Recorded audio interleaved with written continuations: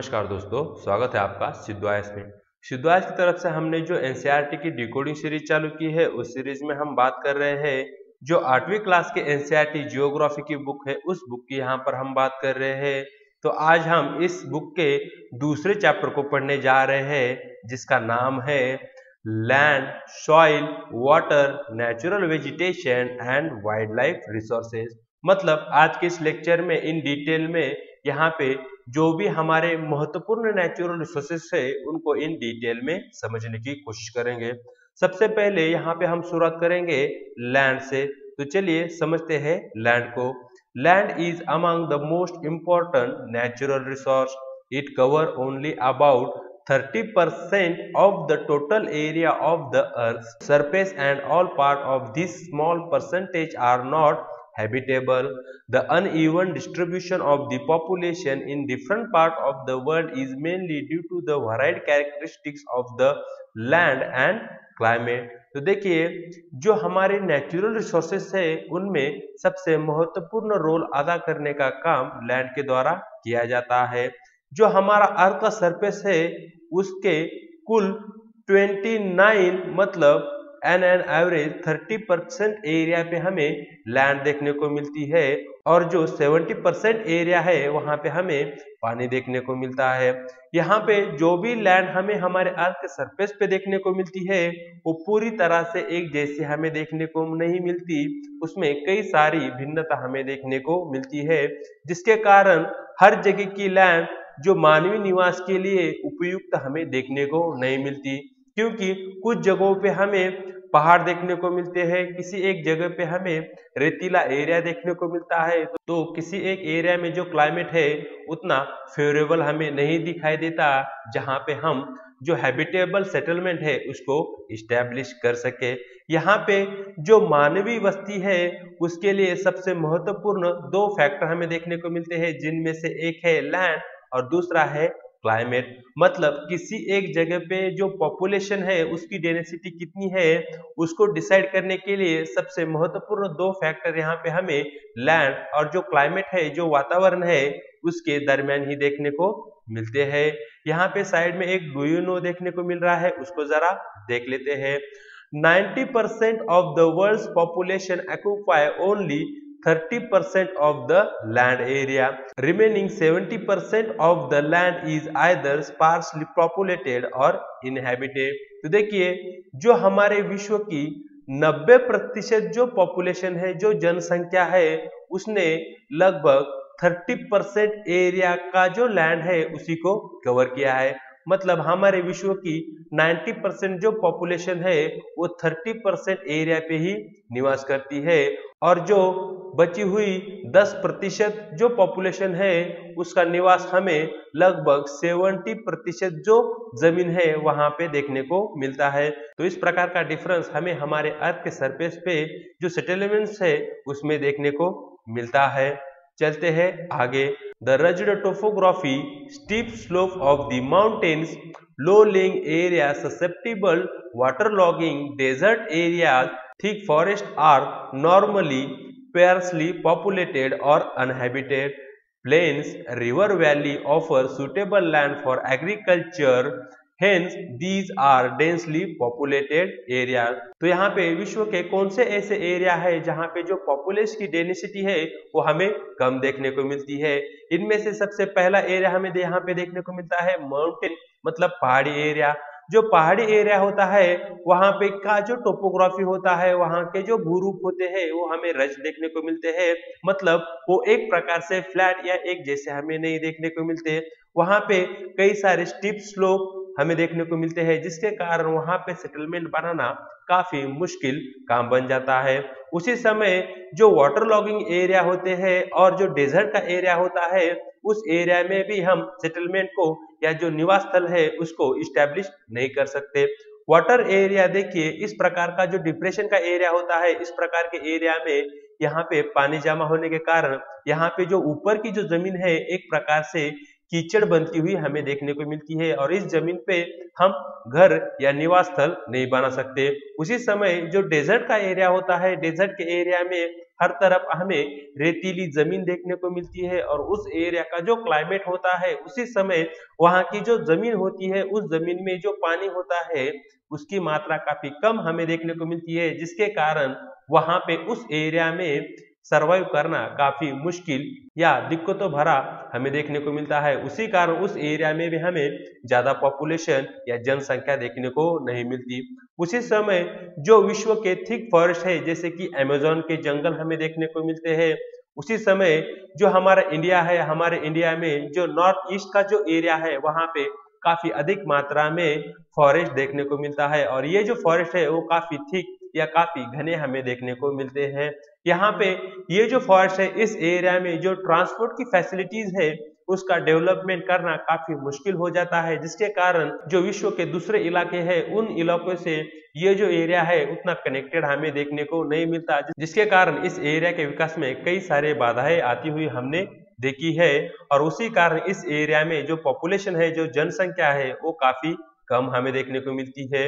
तो कहाँ पे हमें जनसंख्या या जो पॉपुलेशन है उसकी डेंसिटी ज्यादा देखने को मिलती है, तो वो एरिया हमें जो प्लेन का एरिया और जो रिवर वैलीज का एरिया है, एक तो मैदानी एरिया और जो नदी का बेसिन का एरिया है, उस एरिया में जो एग्रीकल्चर लैंड है वो काफी अच्छी तरह से विकसित हमें देखने को मिलता है, जिस कारण उस एरिया में जो पॉपुलेशन है उसकी डेंसिटी काफी अधिक मात्रा में हमें देखने को मिलती है।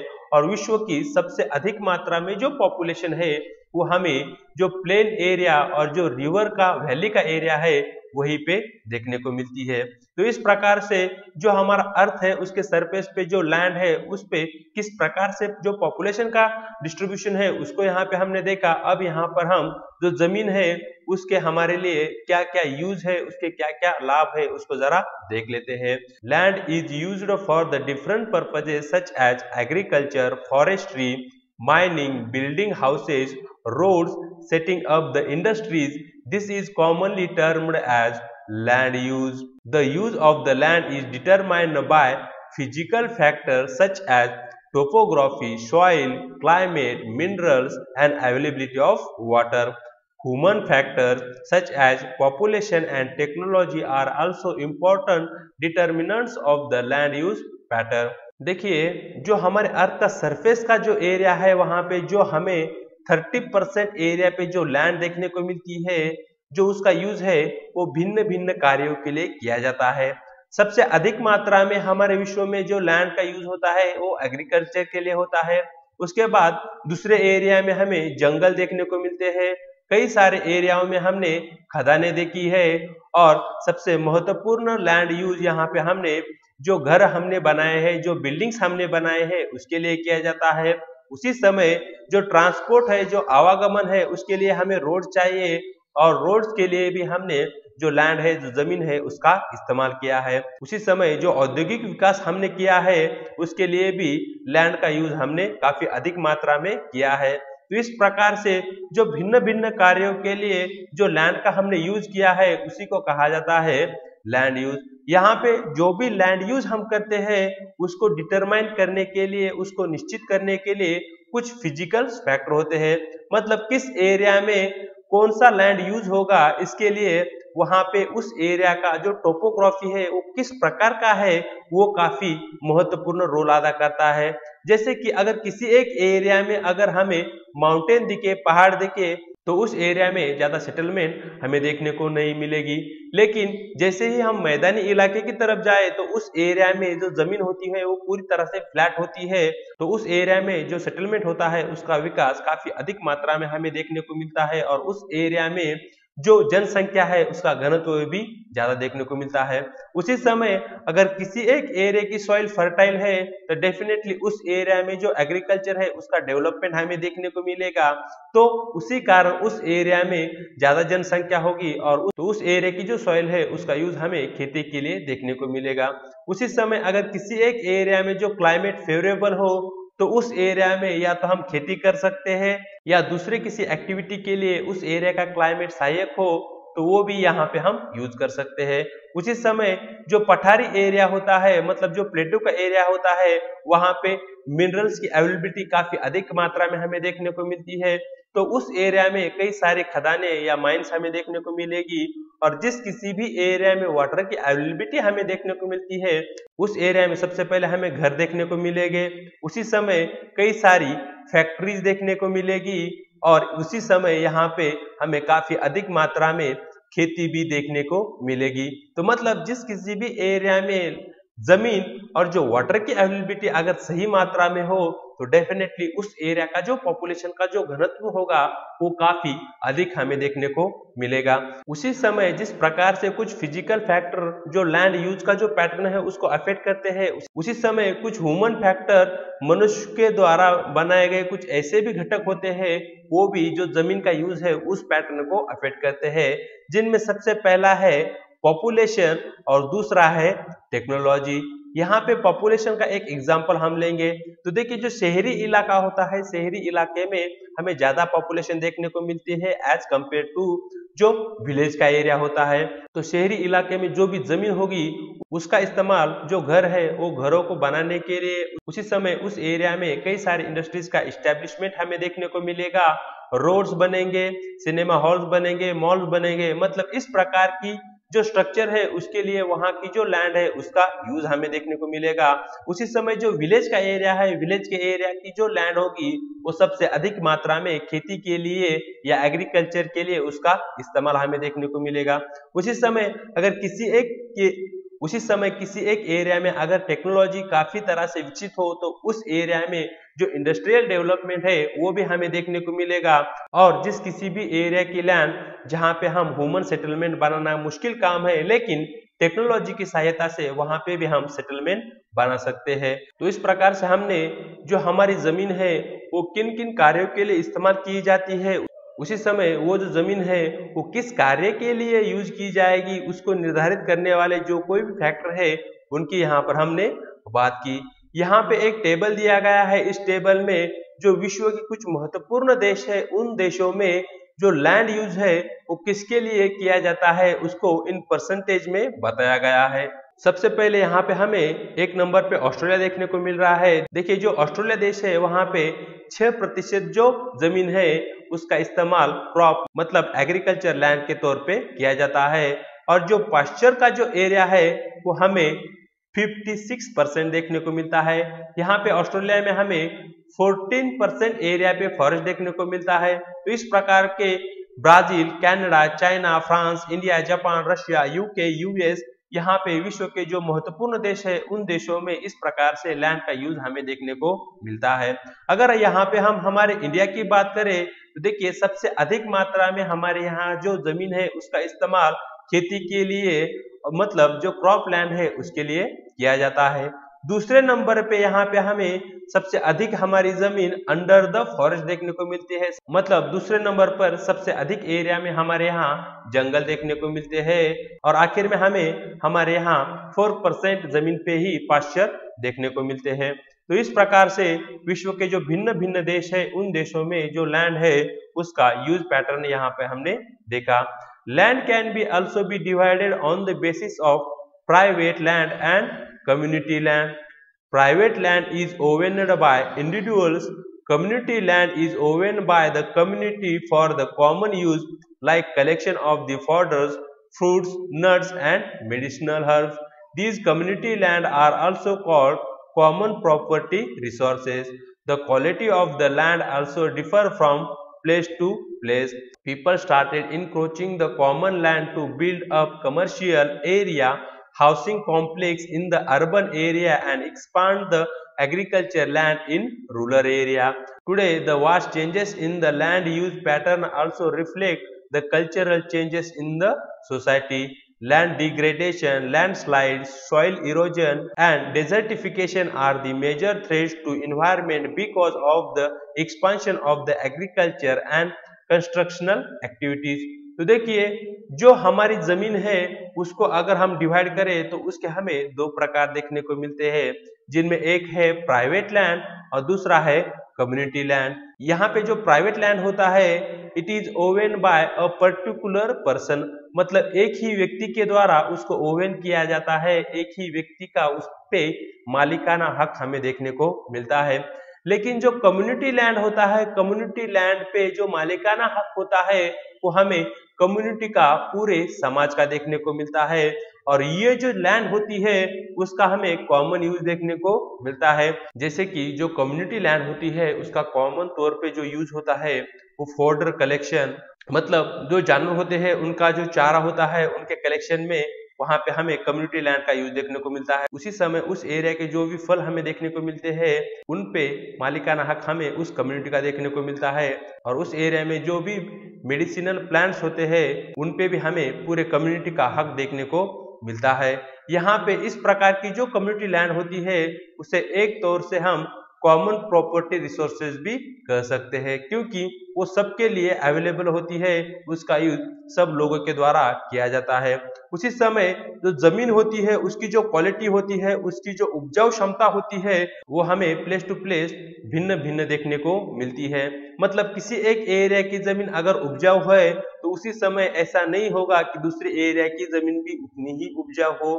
फॉर एग्जाम्पल जो राजस्थान का रेतीला एरिया है वहां की जमीन हमें उपजाऊ देखने को नहीं मिलती, लेकिन जो डेक्कन प्लेटू का एरिया है जहां पे हमें ब्लैक सॉइल देखने को मिलती है वहां की जमीन काफी उपजाऊ हमें देखने को मिलती है। जो राजस्थान का एरिया है वहां पे अगर हम इरिगेशन की फैसिलिटीज को अवेलेबल करें तो वहां की लैंड उपजाऊ बन सकती है, लेकिन अभी के दिनों में वहां पे उस प्रकार की कोई फैसिलिटी ना होने के कारण वहां की जमीन हमें लगभग बंजर ही देखने को मिलती है। अब यहाँ पे जो भी लोग होते हैं इन लोगों ने क्या किया है, जो भी जमीन है उसका काफी अधिक मात्रा में इस्तेमाल करना शुरू किया है। फॉर एग्जाम्पल अगर हम शहरी एरिया की बात करें तो देखिए शहरी एरिया में हमें बड़े बड़े कमर्शियल कॉम्प्लेक्स देखने को मिल रहे हैं। उसी समय जो हाउसिंग कॉम्प्लेक्स है, मतलब जो सोसाइटीज है उनकी बिल्डिंग्स भी वहां पे हमें देखने को मिल रही है। और यहाँ पे हम जो रूरल एरिया है, जो विलेज का एरिया है, जो गांवों का एरिया है उसकी अगर यहाँ पर हम बात करें तो देखिए यहाँ पे जो सबसे अधिक मात्रा में जो जमीन है उसका इस्तेमाल खेती के लिए किया जाता है, और ये जो जमीन के लिए जो खेती का इस्तेमाल है वो दिन ब दिन बढ़ता ही हमें देखने को मिल रहा है। यहाँ पे इस प्रकार से जो जमीन है उसमें कई सारे बदलाव हमें देखने को मिल रहा है। मतलब जो जमीन का इस्तेमाल पहले हमने खेती के लिए किया था, अब वहां पे हमने घर बनाए हैं, और उसी समय उस एरिया में हमें कई सारी फैक्ट्रीज को भी इस्टेब्लिश किया है, जिसके कारण जो हमारा लैंड यूज है उसमें कई सारे चेंजेस आते हुए हमें देखने को मिलते हैं। उसके परिणाम स्वरूप जो हमारी सोसाइटी है उसका जो कल्चर है, उसकी जो संस्कृति है उसमें भी कई सारे बदलाव आते हुए हमें देखने को मिल रहे हैं। देखिए जो हमारी जमीन है उसकी जो क्वालिटी है वो हाल ही के दिनों में काफी कम होती हुई हमें देखने को मिलती है। इसके पीछे का रीजन यहाँ पे हमें देखने को मिल रहा है, एक तो है लैंड डिग्रेडेशन, मतलब जमीन की क्वालिटी कम होना। दूसरा है लैंडस्लाइड जिसे हम भूस्खलन भी कहते हैं। यहाँ पे तीसरा हमें देखने को मिलता है सॉइल इरोजन, और आखिर में यहाँ पे हमें जो डेजर्टिफिकेशन है वो देखने को मिल रहा है। यहाँ पे land degradation, landslide, soil erosion और जो डेजर्टिफिकेशन है, ये जो क्रिया है उनकी गति हाल ही के दिनों में काफी अधिक मात्रा में बढ़ती हुई हमें देखने को मिल रही है। इसके पीछे का रीजन यहाँ पे हमें देखने को मिल रहा है जो expansion of the agriculture land है, मतलब जो फॉरेस्ट का एरिया है वो कम होता जा रहा है, और उस एरिया में हमें आज के दिनों में एग्रीकल्चर देखने को मिल रहा है, जिसके कारण उस एरिया का जो लैंड है उसका डिग्रेडेशन, उसका लैंडस्लाइड, सॉइल इरोजन और डेजर्टिफिकेशन बनता हुआ देखने को मिल रहा है। उसी समय आज के दिनों में जो भिन्न भिन्न नगरों को हमने इस्टेब्लिश किया है वहां पे चलने वाली जो भी कंस्ट्रक्शनल एक्टिविटीज है उसके कारण भी सबसे अधिक मात्रा में हमारे यहाँ जो लैंड है उसका डिग्रेडेशन देखने को मिल रहा है। यहाँ पे इस पिक्चर में हम देखेंगे changes in land use over time, मतलब जैसे जैसे समय बीतता गया जो हमारी जमीन है उसके इस्तेमाल में किस प्रकार के बदलाव आते गए इसकी यहाँ पर हम बात करेंगे। देखिए शुरुआती दिनों में, मतलब जो प्राचीन काल था वहां पे सबसे महत्वपूर्ण जो लैंड का यूज था वो था खेती के लिए और दूसरा था घरों के लिए। लेकिन जैसे ही समय बीतता गया जो खेती के लिए लैंड का यूज था वो बना रहा, लेकिन जो आधुनिक तौर पे जो मकान बनाए गए थे उनके लिए जो जमीन थी, जो लैंड थी, उसका इस्तेमाल भी बढ़ गया। और जैसे ही हम और आगे जाए तब हमें यहाँ पे तीसरे नंबर पे जो लैंड का यूज है, तो देखिए यहाँ पे किसी भी एक एरिया में यहाँ पे हमें खेती देखने को नहीं मिल रही है। यहाँ पे जो खेती का एरिया है वहां पे हमें गार्डन देखने को मिल रहा है, बाग बगीचे देखने को मिल रहे हैं। दूसरे एरिया में हमें बड़ी बड़ी सड़कें देखने को मिल रही है और जो बड़ी बड़ी इमारतें हैं वो भी यहाँ पे इस एरिया में हमें देखने को मिल रही है। जैसे जैसे जो नगर है उनके महानगर बनते गए, मेट्रोपॉलिटन सिटी बनती गई, जो लैंड का यूज है वो फिर से बदल गया। अब यहाँ की जो जमीन है उसका इस्तेमाल गार्डन्स बनाने के लिए, पार्क्स बनाने के लिए किया गया। उसी समय जो नगर होते हैं, नगरों में जो ट्रांसपोर्ट की फैसिलिटी होती है वो सबसे महत्वपूर्ण होती है, जिसके कारण उस एरिया में जो भी रोड बनाए गए उसके लिए भी वहां पे काफी अधिक मात्रा में जमीन का इस्तेमाल हुआ। और यहाँ पे इस एरिया में रिहायशी इलाका हमें देखने को मिलता है और यहाँ पे हमें कई सारे कमर्शियल कॉम्प्लेक्स बनते हुए देखने को मिलते हैं। तो इस प्रकार से ओवर द टाइम जो जमीन है उसका इस्तेमाल या उसमें बदलाव आते हुए हमें देखने को मिलते हैं। Growing population and their ever growing demand led to the large scale destruction of the forest covered arable land and has created fear of losing the natural resources. Therefore, the present rate of degradation of the land resources must be checked up. Afforestation, land reclamation, regulated use of the chemical pesticides and fertilizers, and check of the overgrazing are some of the common method used to conserve land. तो देखिए जैसे जैसे population बढ़ती गई, जैसे जैसे जनसंख्या बढ़ती गई, जो फॉरेस्ट का जो एरिया है वो कम होता गया। उसी समय जो अराइबल लैंड थी, मतलब जो खेती के लिए जो जमीन का इस्तेमाल था वो भी हमें कम होता हुआ देखने को मिल रहा है, जिसके कारण जो भी हमारे नेचुरल रिसोर्सेस है, जो भी हमारे नेचुरल संसाधन है वो डेंजर में आते हुए हमें देखने को मिल रहे हैं। उसी कारण आज के दिनों में जो लैंड का डिग्रेडेशन का जो रेट है उसको कम करने की या खत्म करने की हमारे लिए काफी महत्वपूर्ण जरूरत आन पड़ी है। और इसके लिए हमें क्या करना होगा? इसके लिए हमें अफॉरेस्टेशन, मतलब जो जमीन है वहां पे पेड़ों को उगाना पड़ेगा। उसी समय जो जमीन खराब हुई है अब उसको फिर से ठीक करना पड़ेगा। उसमें कई सारे जो ऑर्गेनिक फर्टिलाइजर्स है उसकी सहायता से और जो भिन्न भिन्न प्रकार के जो टेक्निक्स या तंत्रज्ञान हमारे पास है उसके इस्तेमाल से जो बंजर जमीन है उसको भी हम आज के दिनों में यूज कर सकते हैं। उसी समय जो खेती के लिए काफी अधिक मात्रा में जो केमिकल पेस्टिसाइड्स और जो फर्टिलाइजर का यूज है होता है उसे भी हमें काफी सही तरीके से और इन बैलेंस वे में उसका इस्तेमाल करना जरूरी है। और उसी समय जो हमारा ग्रेजिंग का एरिया है वहां पे जो भी ओवर ग्रेजिंग होती है, काफी अधिक मात्रा में जानवरों के द्वारा जो मिट्टी को उखाड़ा जाता है उसको भी हमें कंट्रोल करने की जरूरत होती है। और इसकी सहायता से ही हम जो हमारा लैंड है, जो हमारी जमीन है, उसका जो भी डिग्रेडेशन हो रहा है उसको हम रोक सकते हैं। तो यहाँ पर हमें एक लैंडस्लाइड का कंसेप्ट देखने को मिल रहा है, उसको जरा समझ लेते हैं। Landslides are the mass movement of the rock debris or the earth down a slope. They often take place in conjunction with the earthquake, floods and volcanoes.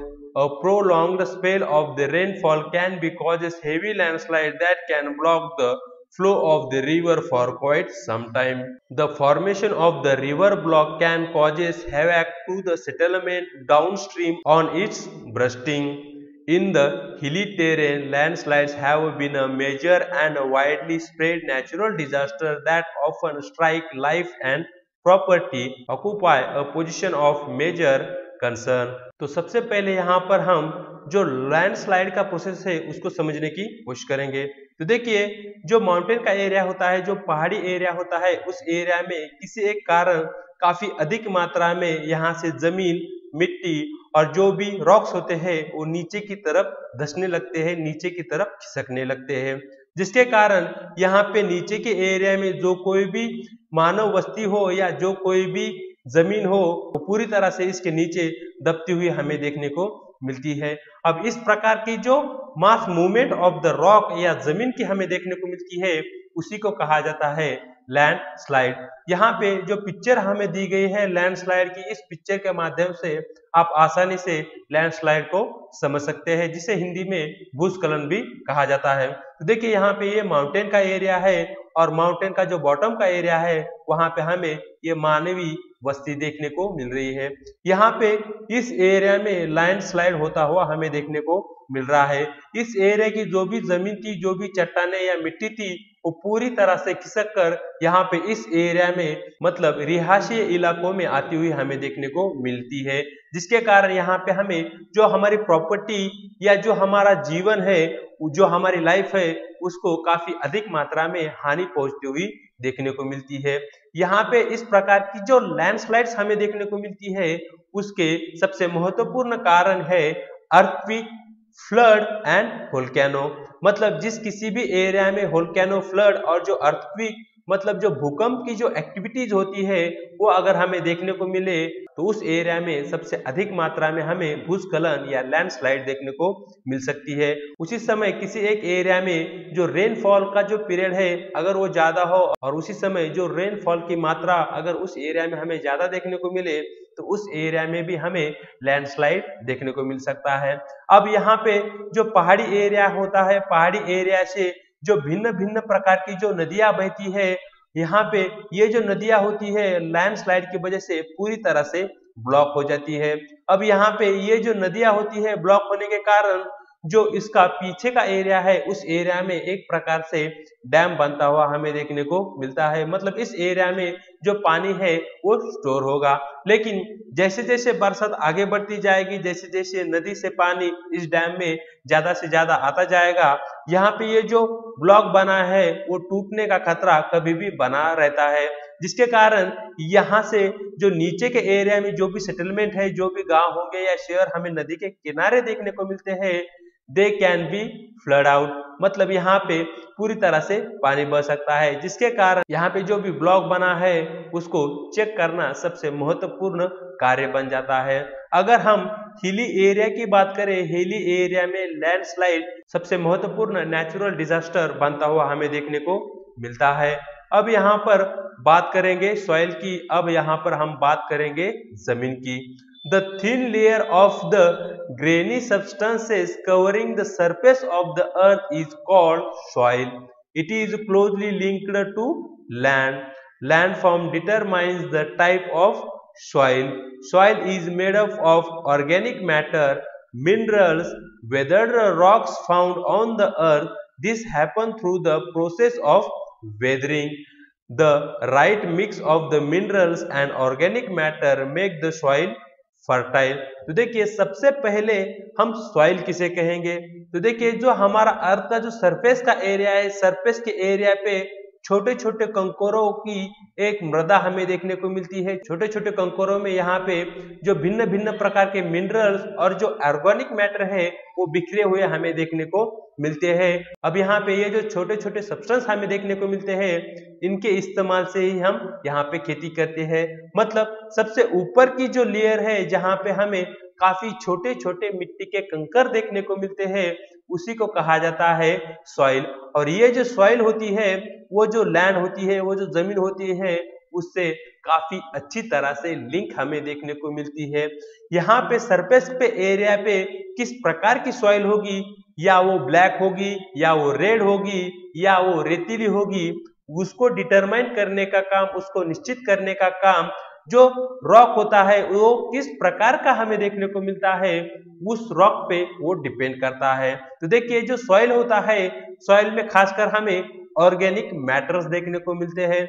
Organic matters में हमें जो पेड़ पौधे होते हैं उनकी जो पत्तियां होती है वो देखने को मिलता है। उसी समय जो मृत जानवर होते हैं, मृत जानवरों का जो भी डिकम्पोजिशन हमें देखने को मिलता है, उसके कई सारे अंश यहाँ पे हमें जमीन में देखने को मिलते हैं। उसी समय हम सभी जानते हैं जो हमारे रॉक्स होते हैं वो भिन्न भिन्न मिनरल्स के द्वारा बने हुए होते हैं, और ये जो मिनरल्स होते हैं वो जमीन में डिकम्पोज हो जाते हैं, जमीन में मिल जाते हैं। तो यहाँ पे जो सॉइल होती है वहां पे हमें मिनरल्स भी देखने को मिलते हैं, भिन्न भिन्न प्रकार के खनिज भी देखने को मिलते हैं। उसी समय जो वेदर्ड रॉक होता है, मतलब जो रॉक होता है जो कि छोटे छोटे टुकड़ों में बिखरा हुआ हमें देखने को मिलता है, वो भी यहाँ पे हमें सॉइल के तौर पे देखने को मिलता है। यहाँ पे जो सॉइल का फॉर्मेशन होता है उसके लिए जो वेदरिंग का प्रोसेस होता है वो सबसे महत्वपूर्ण होता है, क्योंकि वेदरिंग के प्रोसेस के द्वारा ही हमारे यहाँ जो अर्थ का सरफेस है वहां पे सॉइल की जो लेयर है उसका फॉर्मेशन हमें देखने को मिलता है। अगर सही मात्रा में मिनरल्स या खनिज अगर हमें सॉइल में देखने को मिलेंगे और उसी समय जो ऑर्गेनिक मैटर है वो भी वहां पे हमें देखने को मिले, तो देखिए वहां पे जो भी जमीन हमें देखने को मिलेगी उसे हम फर्टाइल या उसे हम उपजाऊ जमीन कह सकते हैं। यहाँ पे साइड में इस पिक्चर के माध्यम से आप आसानी से पूरी तरह से जो सॉइल का जो स्ट्रक्चर है उसको समझ पाएंगे।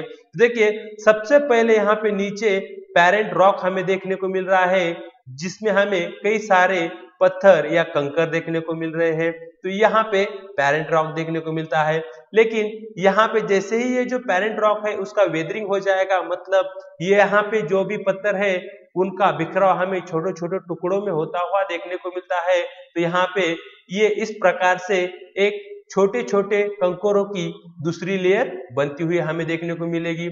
उसके बाद जो तीसरे नंबर पे की जो लेयर है वहां पे हमें सब सॉइल देखने को मिलती है। यहाँ पे हमें सैंड मतलब जो रेतीला जो जमीन होती है वो देखने को मिलती है। उसी समय यहाँ पे हमें जो क्ले होता है, जो स्लिट होती है वो भी देखने को मिलती है। और सबसे ऊपर का जो टॉप का लेयर है यहाँ पे हमें ह्यूमस, जिसकी कि हमने बात कर चुके हैं ऑर्गेनिक मैटर में, वो देखने को मिलता है। और उसी जमीन पे यहाँ पे हम खेती करते हैं, जहाँ पे हम वेजिटेशन को और जो प्लांट्स होते हैं या फसल होती है उसको उगाने का काम करते हैं। यहाँ पे नीचे ग्लोसरी में एक कंसेप्ट हमें देखने को मिल रहा है, उसको जरा देख लेते हैं, जो कि है वेदरिंग के बारे में। The breaking up and decay of the exposed rock by temperature changes, frost action, plants, animal and man is called weathering. जो रॉक है उसका ब्रेकिंग और उसका जो डीके के कुछ रीजन्स यहाँ पे हमें देखने को मिल रहे हैं, जिनमें खासकर हमें जो टेम्परेचर डिफरेंस है, मतलब नाइट में हमें कम टेम्परेचर देखने को मिलता है, उसी समय दिन के समय में हमें ज्यादा टेम्परेचर देखने को मिलता है। फ्रॉस्ट एक्शन मतलब जो बर्फीला एरिया होता है, बर्फीले एरिया में जो कोल्ड एरिया होता है वहां पे जो बर्फ हमें देखने को मिलती है उसकी भी एक्शन यहाँ पे हमें पेरेंट रॉक पे देखने को मिलती है। उसी समय प्लांट्स और जो animal and even humans they are also part of the weathering. तो इस प्रकार से ये जो महत्वपूर्ण वेदरिंग के पार्ट है इनको डिटेल में हम आने वाले लेक्चर्स में पढ़ने वाले हैं। इस समय आपको इतना ही ध्यान में रखना है, वेदरिंग के प्रोसेस में एक जो बड़ी चट्टान होती है वो छोटे छोटे टुकड़ों में बिखरती हुई हमें देखने को मिलती है।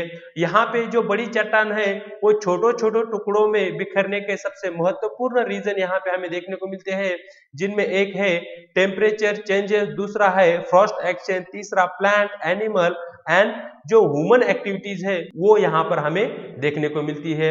यहाँ पे डू यू नो में एक फैक्ट को समझने की कोशिश करेंगे। It take thousands of year to make just 1 centimetre of soil. तो देखिए जो हमारी जमीन पे जो भी मिट्टी या जमीन हमें देखने को मिलती है, मृदा देखने को मिलती है, उसका 1 सेंटीमीटर का जो लेयर है वो बनने के लिए लगभग एवरेज 1000 सालों का समय लगता है। अब ये जो 1 सेंटीमीटर की जो लेयर है, अगर यहाँ पे इस एरिया में इरोजन की मात्रा अगर हम ज्यादा देखें तो ये 1 सेंटीमीटर की लेयर लगभग 3 से 4 सालों में ही खत्म होती हुई हमें देखने को मिलती है। इसी कारण जो लैंड का जो इरोजन है उसको कंट्रोल करने की सबसे महत्वपूर्ण जरूरत आज के दिनों में यहाँ पे हमें देखने को मिलती है। Factors of the soil formation. The major factor of the soil formation are the nature, parent rocks and climatic factor. Other factor are the topography, role of organic materials, time taken for the composition of the soil formation. All these are differ from place to place. तो देखिए जो soil का formation होता है, soil बनने की जो क्रिया है उसमें सबसे महत्वपूर्ण फैक्टर हमें देखने को मिलते हैं, जिनमें सबसे पहला है पेरेंट रॉक, मतलब जिस रॉक से, जिस खड़क से वो जमीन बनती है। दूसरा है क्लाइमेट, मतलब उस एरिया का वातावरण किस प्रकार का है, उस पे भी वहां की जो सॉइल हो वो किस टाइप की बनेगी वो डिपेंड करती है। तो सबसे महत्वपूर्ण जो सॉइल फॉर्मेशन के फैक्टर है वो यहाँ पे हमें देखने को मिलते हैं, जिनमें एक है पेरेंट रॉक, दूसरा है क्लाइमेट। उसी समय कुछ दूसरे फैक्टर्स भी यहाँ पे महत्वपूर्ण रोल अदा करते हैं, जिनमें हमें टोपोग्राफी ऑफ द एरिया, मतलब वो जो एरिया है वहां के भूरूप किस प्रकार के हैं, उसी समय उस एरिया में जो ऑर्गेनिक मटेरियल है वो किस प्रकार से अपना रोल अदा करता है, ये दूसरा। यहाँ पे तीसरा, जो सॉइल का फॉर्मेशन का जो कार्यकाल है वो कितना हमें देखने को मिलता है। इन सारी चीजों पे यहाँ पे हमें ये देखने को मिलता है जो भी वहां पे सॉइल बनेगी वो किस प्रकार की बनेगी। It can be black, red, या it can be another type of soil. तो देखिए यहाँ पे जो सॉइल का फॉर्मेशन होता है वो किन किन घटकों के द्वारा अफेक्ट किया जाता है उनको एक फिगर के माध्यम से बताया गया है। सबसे पहले यहाँ पर हम पेरेंट रॉक की बात करेंगे। Determines the colour, structure, chemical properties, minerals content, permeability. तो देखिए जो पेरेंट रॉक होता है वो सबसे महत्वपूर्ण, वहां पे जो जमीन होगी, वहां पे जो मृदा होगी उसका कलर कैसा होगा, उसका स्ट्रक्चर, मतलब वो रेतीली होगी, मुलायम होगी, या उसके जो कंकर होंगे उसका साइज कितना होगा, वो यहाँ पे डिपेंड करता है। उसी समय उसकी केमिकल प्रॉपर्टीज क्या होगी, उसमें हमें कौन कौन से खनिज देखने को मिलेंगे, या वहां पे जो भी पानी की जो परमिबिलिटी है, मतलब वहां की जो जमीन है वो काफी मजबूत हमें देखने को मिलेगी, या वहां पे जो पानी की जो परमिबिलिटी है वो काफी आसानी से होगी, वो डिसाइड करने का काम यहाँ पे पेरेंट रॉक करता है। दूसरा यहाँ पे हमें रिलीफ देखने को मिलता है। रिलीफ से यहाँ पे मतलब है टोपोग्राफी, मतलब जो जमीन है उसकी जो भूरचना है उससे यहाँ पे हमें देखने को मिलता है। तो देखिए जो रिलीफ फैक्टर किस प्रकार से सॉइल फॉर्मेशन को अफेक्ट करता है उसको यहाँ पर देखेंगे। Altitude and the slope determine the accumulation of the soil. तो यहाँ पे जो जमीन की ऊंचाई या उसका जो स्लोप है, जो उसका उतार या चढ़ाव हमें देखने को मिलता है, वो यहाँ पे ये निश्चित करता है कि जिस किसी भी एरिया में जो सॉइल का एक्यूमुलेशन होता है वो किस हद तक हमें देखने को मिलता है। अगर देखिए फ्लैट एरिया हो, फ्लैट एरिया में जो जमीन की यहाँ पे जो लेयर बनेगी वो मोटी बनेगी, एज कंपेयर टू जो माउंटेन का जो स्लोप का एरिया होता है, इस एरिया में जमीन की जो परत है, मिट्टी की जो परत है वो काफी पतली हमें देखने को मिलेगी। तो यहाँ पे जो फ्लैट जमीन होगी, जो कम ऊंचाई पे जमीन हमें देखने को मिलेगी, वहां पे जो जमीन की लेयर की जो मोटाई है वो हमें काफी अधिक मात्रा में देखने को मिलेगी एज कंपेयर टू जो स्लोप के एरिया में जो जमीन हमें देखने को मिलती है। यहाँ पे तीसरे फैक्टर की बात करेंगे। Flora, fauna and micro organism affect the rate of humus formation. तो देखिए जो कोई भी जमीन होती है, अगर उसको फर्टाइल या उपजाऊ बनाना है तो उसमें हमें कई सारे ऑर्गेनिक मटेरियल को मिलाना पड़ता है। अब ये जो ऑर्गेनिक मटेरियल होते हैं वो हमें फ्लोरा से देखने को मिलते हैं, मतलब जो भिन्न भिन्न प्रकार की वनस्पतियां होती है। फौना, जो भिन्न भिन्न प्रकार के जीव जंतु होते हैं, और जो माइक्रो ऑर्गेनिज्म होते हैं, जो सूक्ष्म जीव होते हैं, वो क्या करेंगे, उस जमीन में ह्यूमस, मतलब जो ऑर्गेनिक मैटर है वो कितना है, और जो ऑर्गेनिक मैटर है वो ये तय करेगा कि वो जो जमीन है वो कितनी उपजाऊ है। तो इस प्रकार से फ्लोरा, फौना और माइक्रो ऑर्गेनिज्म जमीन को या सॉइल को बनाने का काम करते हैं। यहाँ पर चौथे नंबर पर हम टाइम को देखेंगे। Determines the thickness of the soil profile, मतलब जो सॉइल होती है उसकी एक प्रोफाइल हमें देखने को मिलती है। जैसे कि हम पिछले वाले स्लाइड में देख चुके हैं कि सबसे नीचे हमें पेरेंट रॉक देखने को मिलता है। यहाँ पर दूसरे लेयर में हमने जो वेदरिंग ऑफ रॉक था उसे देखा था। तीसरे लेयर में यहाँ पर हमने सब सॉइल देखी थी, और सबसे ऊपर वाला जो लेयर था वहां पे हमने जो एक्चुअल टाइप में जो मृदा हमें देखने को मिलती है उसे देखा था। इस प्रकार का जो क्लासिफिकेशन हमें हमारी सॉइल का देखने को मिलता है उसे कहा जाता है सॉइल प्रोफाइल। तो यहाँ पे जो टाइम है, मतलब जितना ज्यादा टाइम होगा उतनी ही जो जमीन है उसकी थिकनेस हमें देखने को मिलेगी, उतना ही जो सॉइल का प्रोफाइल है वो हमें रिच या क्लियरली देखने को मिलेगा। और आखिर में 5वें नंबर पर हम बात करेंगे क्लाइमेट की। क्लाइमेट किस प्रकार से सॉइल फॉर्मेशन को अफेक्ट करता है। देखिए क्लाइमेट में हमें temperature, rainfall influence, rate of weathering and humus. तो देखिए जो टेम्परेचर और जो रेनफॉल होता है, जो हमारी जमीन है उसमें जो वो ह्यूमस का फॉर्मेशन होता है वो कितनी मात्रा में होगा, वो कितनी स्पीड में होगा या कितनी गति से होगा, उसको डिसाइड करने का काम करता है। उसी समय जो पैरेंट रॉक है उसका वेदरिंग की जो गति है उसको भी डिसाइड करने का काम यहाँ पे टेम्परेचर और रेनफॉल करेगा। अगर किसी एक एरिया का टेम्परेचर ज्यादा हो, किसी एक एरिया में रेनफॉल अगर हमें ज्यादा देखने को मिले, तो डेफिनेटली उस एरिया में जो वेदरिंग का रेट होगा, जो वेदरिंग की जो गति होगी वो ज्यादा हमें देखने को मिलेगी। इसका मतलब उस एरिया में जो सॉइल फॉर्मेशन की जो प्रोसेस है वो काफी जल्द गति से बनती हुई हमें वहां पे देखने को मिल सकती है। चलते हैं आगे। आगे यहाँ पर हम बात करेंगे degradation of the soil and conservation measures. Soil erosion and depletion are the major threats to soil as a resource. Both human and natural factor can lead to degradation of the soil. Factors which lead to soil degradation are deforestation, overgrazing, overuse of chemical fertilizers or the pesticides, rainwash, landslides and flood. तो सबसे पहले यहाँ पर हम जो soil का degradation है उसको समझने की कोशिश करेंगे। तो देखिए जो सॉइल का इरोजन और जो डिप्लेशन हमें देखने को मिलता है वो सबसे महत्वपूर्ण थ्रेट हमारे लिए बन जाते हैं, क्योंकि जो सॉइल एक रिसोर्स है और उसी की सहायता से आज के दिनों में हमारा जो अनाज है या हमारा जो फूड है उसको हम वहां से बनाते हैं। यहाँ पे सॉइल का इरोजन और जो डिप्लेशन है उसका मतलब यहाँ से जो सॉइल की जो क्वालिटी है वो घटने से होता है। सॉइल की क्वालिटी यहाँ पे कम होती हुई हमें देखने को मिल रही है। इसके पीछे के सबसे महत्वपूर्ण दो फैक्टर यहाँ पे हमें देखने को मिलते हैं, जिनमें सबसे पहला है ह्यूमन और दूसरा है नेचुरल फैक्टर। लेकिन हाल ही के दिनों में जो ह्यूमन है उनका इंटरएक्शन नेचर के साथ ज्यादा बढ़ने के कारण ये जो सॉइल इरोजन और जो डिप्लेशन का प्रोसेस है उसमें काफी अधिक गति आती हुई हमें देखने को मिल रही है। यहाँ पे कुछ फैक्टर दिए गए हैं जिनके कारण यहाँ पे सॉइल इरोजन और डिप्लेशन हमें देखने को मिल रहा है। सबसे पहला है डिफॉरेस्टेशन, मतलब काफी अधिक मात्रा में जो पेड़ है उनकी जो कटाई हमें देखने को मिल रही है, वो भी एक जो सॉइल का इरोजन या जो डिप्लेशन है उसके पीछे का रीजन हमें देखने को मिलता है। दूसरा है ओवरग्रेजिंग, मतलब जो जानवर होते हैं उनको जो हम मैदानी इलाके में छोड़ देते हैं, वहां पे जो भी ग्रास होती है उसको वो चरने लगते हैं, लेकिन उसी समय यहाँ पे जो भी ग्रास होगी वो उखड़ जाएगी। उसी के साथ ही यहाँ पे इस एरिया में जो मिट्टी होगी, जो मिट्टी के जो छोटे छोटे कण होंगे वो हमें जमीन पे आते हुए देखेंगे।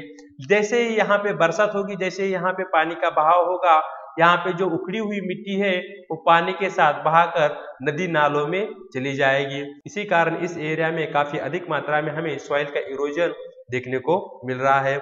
उसी समय हाल ही के दिनों में ज्यादा फसल या ज्यादा पैदावार के लिए हमने क्या किया है, काफी अधिक मात्रा में केमिकल फर्टिलाइजर और जो पेस्टिसाइड्स है उनका यूज किया है, जिसके कारण जो खेती की जमीन है वहां पे उसका डिप्लीशन काफी अधिक मात्रा में हमें देखने को मिल रहा है। जिस किसी एरिया में जो रेन वाटर है अगर हमें ज्यादा देखने को मिले, जिस किसी एरिया में बरसात की मात्रा अगर हमें ज्यादा देखने को मिले, कि देखिए तो उस एरिया में जो रन ऑफ होता है, मतलब जमीन पे जो भी वाटर बहता है वो काफी ज्यादा होगा, और उस वाटर के साथ वहां पे जो ऊपर की लेयर होगी वो भी बहती हुई दूसरे एरिया में चली जाएगी। खासकर जो नदी नालों का एरिया होता है और वहां से जो समंदर होता है, जो सी का एरिया होता है, वहां पे वहां की मिट्टी चली जाती है, उससे भी जो जमीन होती है उसका डिप्लेशन या उसकी क्वालिटी गिरती हुई हमें देखने को मिलती है। और आखिर में यहाँ पे हमें लैंडस्लाइड्स और जो फ्लड होते हैं, जो बाढ़ होती है वो देखने को मिल रहे हैं। वो भी क्या करते हैं, जो जमीन है उसकी जो क्वालिटी है उसको गिराने का काम करते हैं। तो यहाँ पे इसीलिए जो हमारी सॉइल है उसका कंजर्वेशन हमारे लिए सबसे महत्वपूर्ण कार्य बन जाता है। यहाँ पे अब बात करेंगे कुछ ऐसे मेथड्स की जिनके द्वारा हम सॉइल को कंजर्व कर सकते हैं। सबसे पहले हम शुरुआत करेंगे मल्चिंग से। The bare ground between the plants is covered with the layer of organic matter like straw. It help to retain soil moisture. तो देखिए जो जमीन होती है, हम जमीन पे खेती करते हैं। यहाँ पे जमीन पे मान लीजिए यहाँ पे इस प्रकार से दो प्लांट को हमने उगाया है और इसके बीच में यहाँ पे जो मिट्टी है, जो जमीन है, वो हमें बेयर या इसी प्रकार से ओपन देखने को मिलती है। अब यहाँ पे ये जो मिट्टी है, इस एरिया में अगर हम जो भी हमारा खेती है, वहां पे जो भी घास हमें देखने को मिलती है या जो रेसिड्यूसिव मटेरियल हमें देखने को मिलता है, उस मटेरियल को यहाँ पे अगर हम डाल दे, मतलब इस एरिया में हम जो पेड़ की पत्तियां है या जो फसल है उसका बचा हुआ जो मटेरियल है, अगर हम यहाँ पे इस एरिया में स्प्रेड कर दे, देखिए यहाँ पे, तो यहाँ पे जो भी इवापोरेशन का प्रोसेस हमें देखने को मिलता है वो लगभग कंट्रोल में आ जाएगा और इसी के साथ ही इस एरिया में जो पानी की नमी है उसको हम बनाए रख सकते हैं। तो यहाँ पर हम जो मल्चिंग का प्रोसेस है उसकी सहायता से सॉइल को कंजर्व कर सकते हैं। यहाँ पे दूसरा है contour barriers. Stones, grass, soil are used to build barriers along the contours. Trenches are made in front of the barriers to collect water. तो देखिए जो जमीन होती है, जमीन में इस प्रकार से यहाँ पे नाले हमें देखने को मिलते हैं। जैसे भी इस एरिया में हमें वर्षा देखने को मिलती है, यहाँ से पानी बहेगा और पानी के साथ मिट्टी भी बहती हुई हमें देखने को मिलेगी। लेकिन अगर यहाँ पे इस प्रकार से बैरिकेड हम बनाए, मतलब यहाँ पे हम टोन, ग्रास और जो कोई भी हमारा जो क्रॉप है उसके जो भी रेसिड्यू हमें देखने को मिलते हैं, उसकी मदद से यहाँ पे हम ये जो बहता हुआ पानी है उसको रोक पाए, तो देखिए यहाँ पे जो भी सॉइल का बहाव हमें देखने को मिलता है वो रुक जाएगा और इसी के साथ ही यहाँ पे हम क्या कर सकते हैं, जो हमारा सॉइल है उसको कंजर्व कर सकते हैं।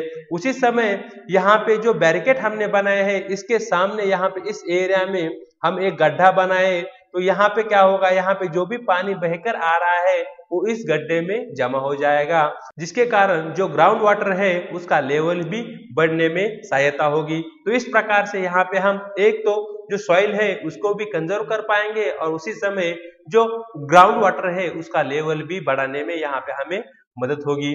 Rock dam. Rock are filled up to slow down the flow of the water.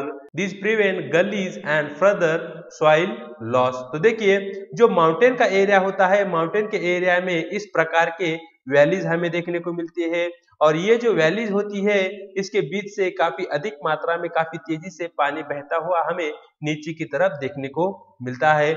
यहाँ पे इस एरिया में इस प्रकार से हम जो टोन्स होते हैं, जो पत्थर होते हैं, उससे यहाँ पे जो भी पानी बह रहा है अगर उसको ब्लॉक कर दे, तो देखिए यहाँ से जो भी मिट्टी बहकर आई है वो यहाँ पे इस एरिया में रुक जाएगी और जो पानी है, ये जो पत्थर है, इनके बीच में से चला जाएगा। यहाँ पे ये जो पत्थर है वो यहाँ पे एक दूसरा काम करेंगे, जो पानी की बहने की गति है उसको भी वो कम कर देंगे, जिसके कारण जो गली इरोजन होता है, देखिए गली इरोजन इस प्रकार की एक छोटी सी नहर सी बन जाती है, उसी को कहा जाता है गली erosion.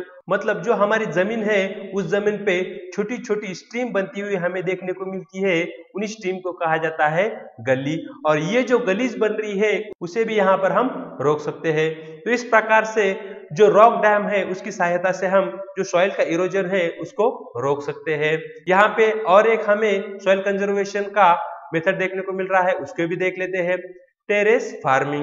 These are made on the steep slopes so that flat surface are available to grow crops. They can reduce surface runoff and soil erosion. तो देखिए खासकर जो टेरेस फार्मिंग होता है वो हमें माउंटेन के एरिया में देखने को मिलता है। माउंटेन के एरिया में जो स्लोप होता है, जो उतार होता है, वो काफी अधिक हमें देखने को मिलता है। तो इस एरिया में इस प्रकार से हम बैरिकेड्स बनाएंगे, मतलब इस प्रकार के कई सारे टेरेस यहाँ पे हम बना लेंगे। इसके कारण यहाँ पे जो बीच में जो ये एरिया है यहाँ पे एक फ्लैट लैंड बन जाएगा और यहाँ पे जो हमने ये बैरिकेड्स बनाए हैं यहाँ पे जो रन ऑफ वाटर है, मतलब जो पानी की बहने की जो गति है वो भी यहाँ पे थम जाएगी, और जो पानी है जिसके साथ जो मृदा या सॉइल बहती हुई हमें यहाँ पर आती हुई देखने को मिल रही है वो भी यहाँ पे इस एरिया में कलेक्ट होती हुई हमें देखने को मिलेगी, और इस एरिया में हम खेती भी कर सकते हैं जिसे टेरेस फार्मिंग के नाम से जाना जाता है। खासकर जो पहाड़ी एरिया होता है, पहाड़ी एरिया में टेरेस फार्मिंग एक काफी महत्वपूर्ण सॉइल कंजर्वेशन का मेथड हमें देखने को मिलता है। Inter cropping, different crops are grown in alternative rows are shown at a different time to protect soil from rainwash। तो देखिए एक ही जमीन का जो टुकड़ा होता है उस जमीन पर अगर हम 2 या 3 प्रकार के क्रॉप को उगाए तो देखिए वहां पे हम जो सॉइल का कंजर्वेशन है उसको भली भांति कर सकते हैं। जैसे कि यहाँ पर हम एक एरिया लेंगे, यहाँ पे और एक बेल्ट इस प्रकार से बनाएंगे। इस प्रकार के कई सारे बेल्ट हम उस लैंड के टुकड़े पे बनाएंगे। इसमें एक टुकड़े में एक क्रॉप हम लेंगे, फॉर एग्जांपल यहाँ पे इस टुकड़े में जो क्रॉप है उसे हम ए क्रॉप कहेंगे। इस टुकड़े में हम दूसरा क्रॉप लेंगे तो इसे हम नाम देंगे बी क्रॉप। यहाँ पे तीसरा जो जमीन का टुकड़ा है उसे हम नाम देंगे ए क्रॉप। तो देखिए इस प्रकार से अल्टरनेटिवली 2 क्रॉपों को हमने क्या किया है, 2 फसलों को क्या किया है, बोया है। अब यहाँ पे जो हमने ये 2 फसलें बोई है तो देखिए उसका जो बोने का जो टाइम पीरियड है या समय है वो भिन्न भिन्न है।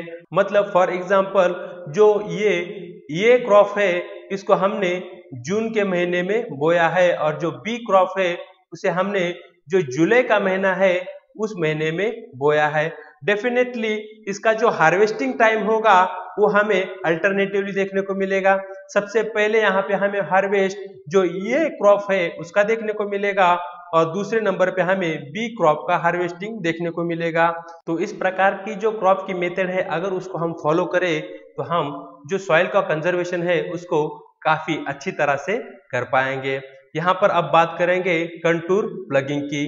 Plugging parallel to the contour of the hill slope to form natural barrier to water flow down the slope. तो देखिए जो माउंटेन का एरिया होता है और जिस किसी भी एरिया में जो स्लोप होता है अगर हमें ज्यादा देखने को मिले तो उस एरिया में इस प्रकार की हम प्लगिंग कर सकते हैं।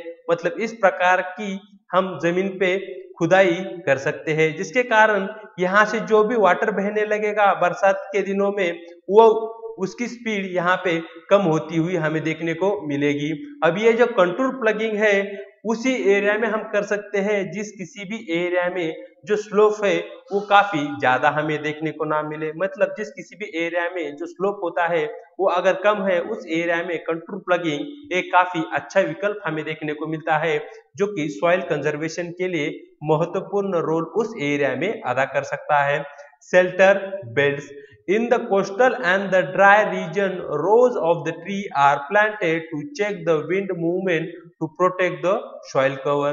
तो देखिए जो शेल्टर बेल्ट्स होते हैं उसका इस्तेमाल हम जो कोस्टल एरिया मतलब किनारी एरिया और जो ड्राई रीजन है जैसे कि रेतीला एरिया, डेजर्ट एरिया, राजस्थान के एरिया में हम कर सकते हैं। अब इस एरिया में जो भी जमीन होगी उस जमीन के हर तरफ चारों तरफ इस यहाँ पे अगर हम पेड़ों को उगा दे तो देखिए जो विंड की जो मूवमेंट होगी उसको यहाँ पे हम कंट्रोल कर पाएंगे। मतलब विंड की जो बहने की गति है उसको अगर हम रोक पाए और उसी के कारण यहाँ पे इस एरिया में जो सॉइल का जो इरोजन हमें देखने को मिलता है उसको भी हम रोक पाएंगे और इसी प्रकार से हम उस एरिया में सॉइल का कंजर्वेशन कर पाएंगे। तो यहाँ पे देखिए हमें कंटूर प्लगिंग, टेरेस फार्मिंग और जो शेल्टर बेल्ट्स है उसके कुछ पिक्चर देखने को मिल रहे हैं। यहाँ पे जो कंटूर प्लगिंग है तो वो हमें इस प्रकार से देखने को मिल रही है।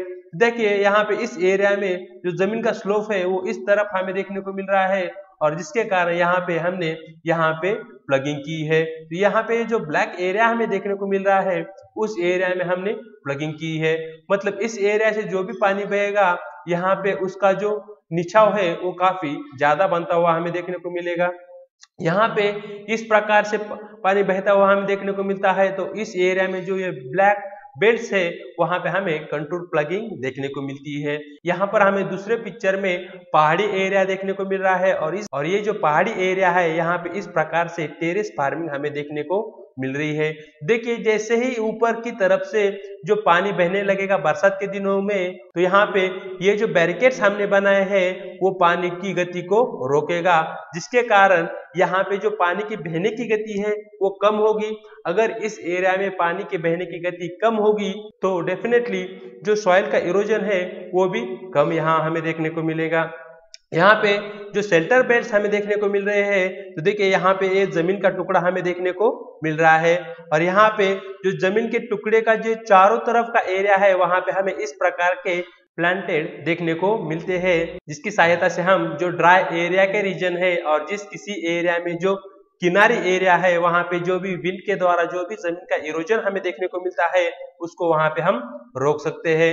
तो चलते हैं आगे। आगे यहाँ पे इन डिटेल में हम बात करेंगे वाटर की, हम बात करेंगे पानी की। Water is vital renewable natural resource. 3/4 of the earth's surface is covered with the water. It is therefore appropriately called water planet. It was in the primitive ocean that life began almost 3.5 billion years back. The ocean supports rich variety of plant and animal life. The ocean water is however saline and not fit for human consumption.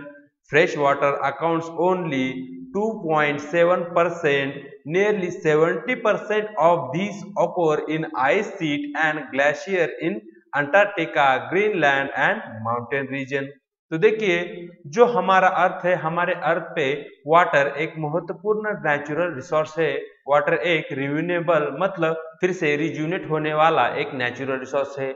जो हमारा अर्थ है, हमारे अर्थ पे लगभग 3/4 area पे हमें water देखने को मिलता है। मतलब अगर इसे हम परसेंटेज में बात करें तो 71% एरिया पे हमें वाटर देखने को मिलता है हमारे अर्थ पे, जिसके कारण इसे वाटर प्लैनेट भी कहा जाता है। ऐसा माना जाता है 3.5 बिलियन ईयर एगो जो लाइफ की शुरुआत हुई थी, जो जीवन की शुरुआत हमें देखने को मिलती थी वो हमें ओशंस में ही देखने को मिलती थी। मतलब वाटर में ही हमारा जो जीवन है उसकी शुरुआत हमें देखने को मिलती है। जो हमारे ओशंस है, जो महासागर है, वहां पे हमें भिन्न भिन्न प्रकार की प्लांट की वैरायटी देखने को मिलती है। उसी समय वहां पे हमें भिन्न भिन्न प्रकार के जीव देखने को मिलते हैं। इनमें कई सारी मछलियां हमें देखने को मिलती है। उसी समय दूसरे कई सारे सूक्ष्म जीव भी हमें ओशन वाटर में देखने को मिलते हैं। जो ओशन वाटर होता है वो सलाइन होने के कारण, वो खारा होने के कारण जो ह्यूमन का कंजम्पशन है, जो मानवीय उपयोग के लिए, वो इतना फिट हमें देखने को नहीं मिलता। हमारे उपयोग के लिए जो हमें फ्रेश वाटर चाहिए वो हमें लगभग हमारे अर्थ पे 2.7% ही देखने को मिलता है। जो ये 2.7% फ्रेश वाटर हमें हमारे अर्थ पे देखने को मिलता है, इसमें से लगभग 70% जो वाटर है वो हमें आइस शीट में, मतलब जो बर्फीला एरिया है जैसे कि ग्लेशियर इन अंटार्कटिका, ग्रीनलैंड और जो माउंटेन रीजन में जो ऊपर वाला जो एरिया है वहां पे जो बर्फ है उसी एरिया में देखने को मिलता है। इससे मतलब हमें यह पता चलता है कि जो हमारे लिए फ्रेश वाटर अवेलेबल है वो काफी कम मात्रा में हमें देखने को मिलता है। Due to their location they are inaccessible. यहाँ पर जो माउंटेन एरिया और जो अंटार्कटिका एरिया में जो बर्फ शीट है वहां पे जो फ्रेश वाटर हमें देखने को मिलता है वो हमारी पहुंच से काफी बाहर है, उसी की यहाँ पर बात की है। Only 1% of fresh water is available and fit for human use. It is found as a groundwater, as a surface water in rivers, lakes, as a water vapor in the atmosphere. Fresh water is therefore the most precious substance on the earth. Water can neither be added nor be subtracted from the earth. Its total volume remains constant. Its abundance only seems to vary because it is a constant motion cycle through the ocean, the air, land and back again through the process of evaporation, precipitation and runoff. This, as you already know, is referred as a water cycle. तो देखिए जो fresh water की availability है, मतलब जो water हम use में ला सकते हैं वो हमें केवल 1% ही देखने को मिलता है। अब ये जो फ्रेश वाटर है वो हमें खासकर जो ग्राउंड वाटर है, मतलब जो जमीन है, जमीन के अंदर जो पानी है वहां पे देखने को मिलता है। उसी समय हमारे यहाँ जो भिन्न भिन्न प्रकार की नदियां हैं, उन नदियों में और जो एटमॉस्फेयर है, जो हमारा वातावरण है, वहां पे भी हमें वाटर देखने को मिलता है। लेकिन वहां पे जो हमें वाटर देखने को मिलता है, it is in a gaseous form. वहां का वाटर हमें वाटर वेपर के फॉर्म में देखने को मिलता है। अब यहाँ पे जो वाटर की अवेलेबिलिटी हमारे अर्थ पे काफी अधिक मात्रा में है, लेकिन जो फ्रेश वाटर है, जो हमारे लिए यूजेबल वाटर है, उसकी मात्रा काफी कम होने के कारण हमारे अर्थ पे सबसे महत्वपूर्ण या सबसे कीमती सब्सटेंस में से वाटर को ही गिना जाता है, जिसे हम आज के दिनों में नकारते हुए देखते हैं। मतलब आज के दिनों में जो वाटर है उसको हम उतनी अच्छी तरह से यूज नहीं कर रहे हैं जिसकी हमें जरूरत है। यहाँ पे जो वाटर हमारे अर्थ पे देखने को हमें मिलता है, तो ना तो उसे हम ऐड कर सकते हैं या तो ना उसे हम सब्सट्रैक्ट कर सकते हैं। मतलब मान लीजिए फॉर एग्जांपल हमारे जमीन पे अगर हमें 10,000 लीटर वाटर देखने को मिलता है, तो ये जो वाटर है हमें हर समय उतना ही देखने को मिलेगा। आज भी हमें वो उतना ही देखने को मिलेगा और 10 साल के बाद अगर हम यहाँ पे देखें, वो वहीं पे हमें उतना ही देखने को मिलेगा। मतलब जो हमारा अर्थ है उस पे या तो ना वाटर को हम ऐड कर सकते हैं या तो ना वाटर को वहां से हम माइनस कर सकते हैं या निकाल सकते हैं। यहाँ पे जो वाटर की जो वॉल्यूम है वो हमें कांस्टेंट ही देखने को मिलता है, एक ही देखने को मिलता है। यहाँ पे जो हमारा वाटर है वो कांस्टेंट मोशन में होने के कारण किसी एक जगह पे कम या ज्यादा देखने को मिलता है। अब ये जो वाटर है उसका मोशन हमें, उसकी मूवमेंट हमें ओशन में से देखने को मिलती है। उसी समय जो एयर है वहां से भी उसकी मूवमेंट हमें देखने को मिलती है।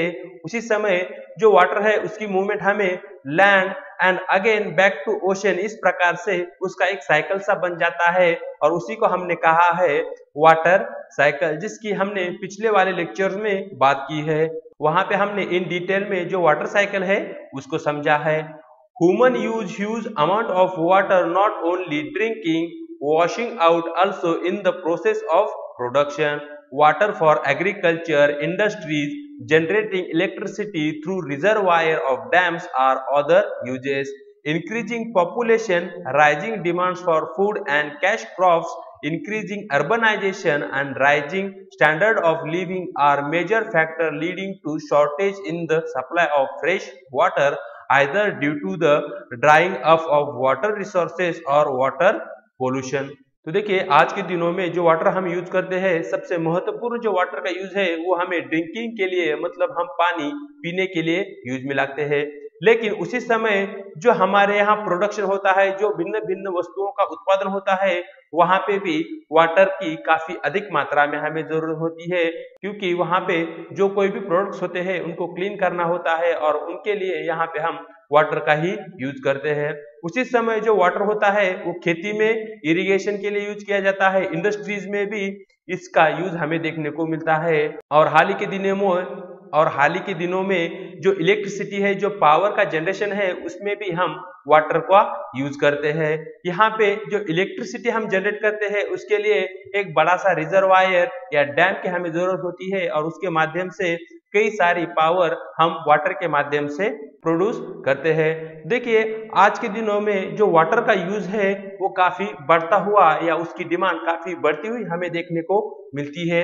इसके पीछे के कुछ रीजन यहाँ पे दिए गए हैं, जिनमें सबसे पहला है जो पॉपुलेशन है, जो जनसंख्या है वो लगातार बढ़ रही है, जिसके कारण जो वाटर की डिमांड है वो भी हमें बढ़ती हुई देखने को मिलती है। यहाँ पर जैसे ही पॉपुलेशन बढ़ रही है उसी हिसाब से फूड और जो कैश क्रॉप है उनका भी कल्टीवेशन काफी अधिक मात्रा में हमें देखने को मिल रहा है और उसके लिए वाटर का डिमांड बढ़ता ही हमें देखने को मिल रहा है। उसी समय जो हमारे शहरी इलाके हैं, जो अर्बनाइजेशन का जो प्रोसेस है वो काफी गति लेता हुआ हमें देखने को मिल रहा है। मतलब शहरी इलाकों में वाटर की डिमांड काफी अधिक मात्रा में हमें देखने को मिलती है। उसी समय आज के दिनों में जो स्टैंडर्ड ऑफ लिविंग है, मतलब जो हमारी दिनचर्या है, उसमें कई सारे बदलाव आते हुए हमें देखने को मिल रहे हैं और उन बदलाव के कारण जो वाटर है उसकी डिमांड भी बढ़ती हुई देखने को मिल रही है।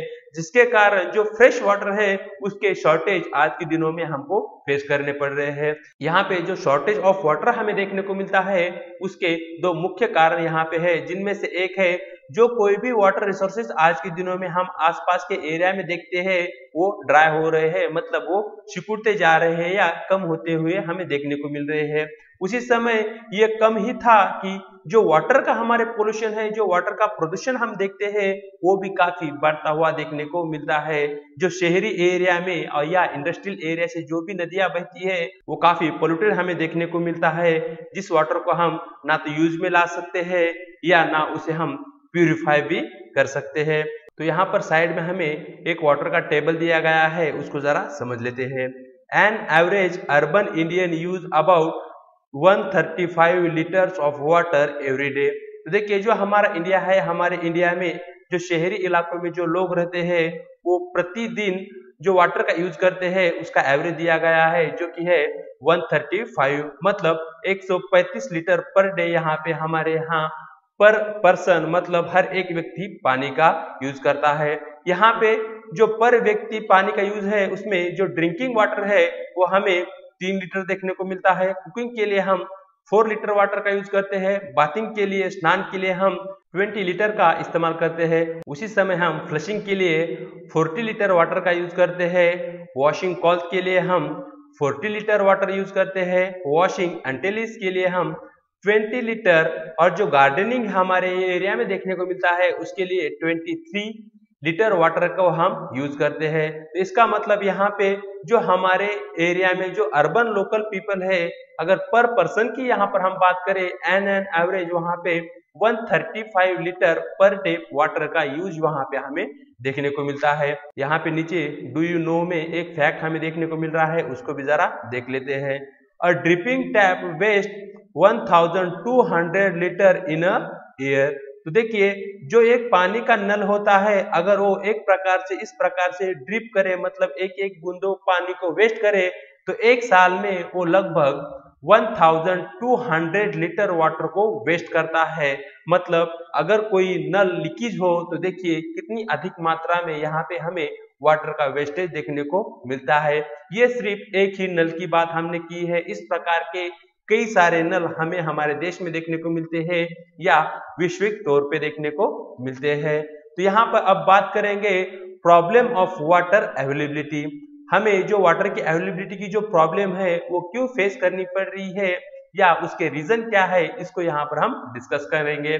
There is a scarcity of water in many region of the world, most of Africa, West Asia, South Asia, part of western USA, northwest Mexico, part of South America and entire Australia are facing shortage in a fresh water supply.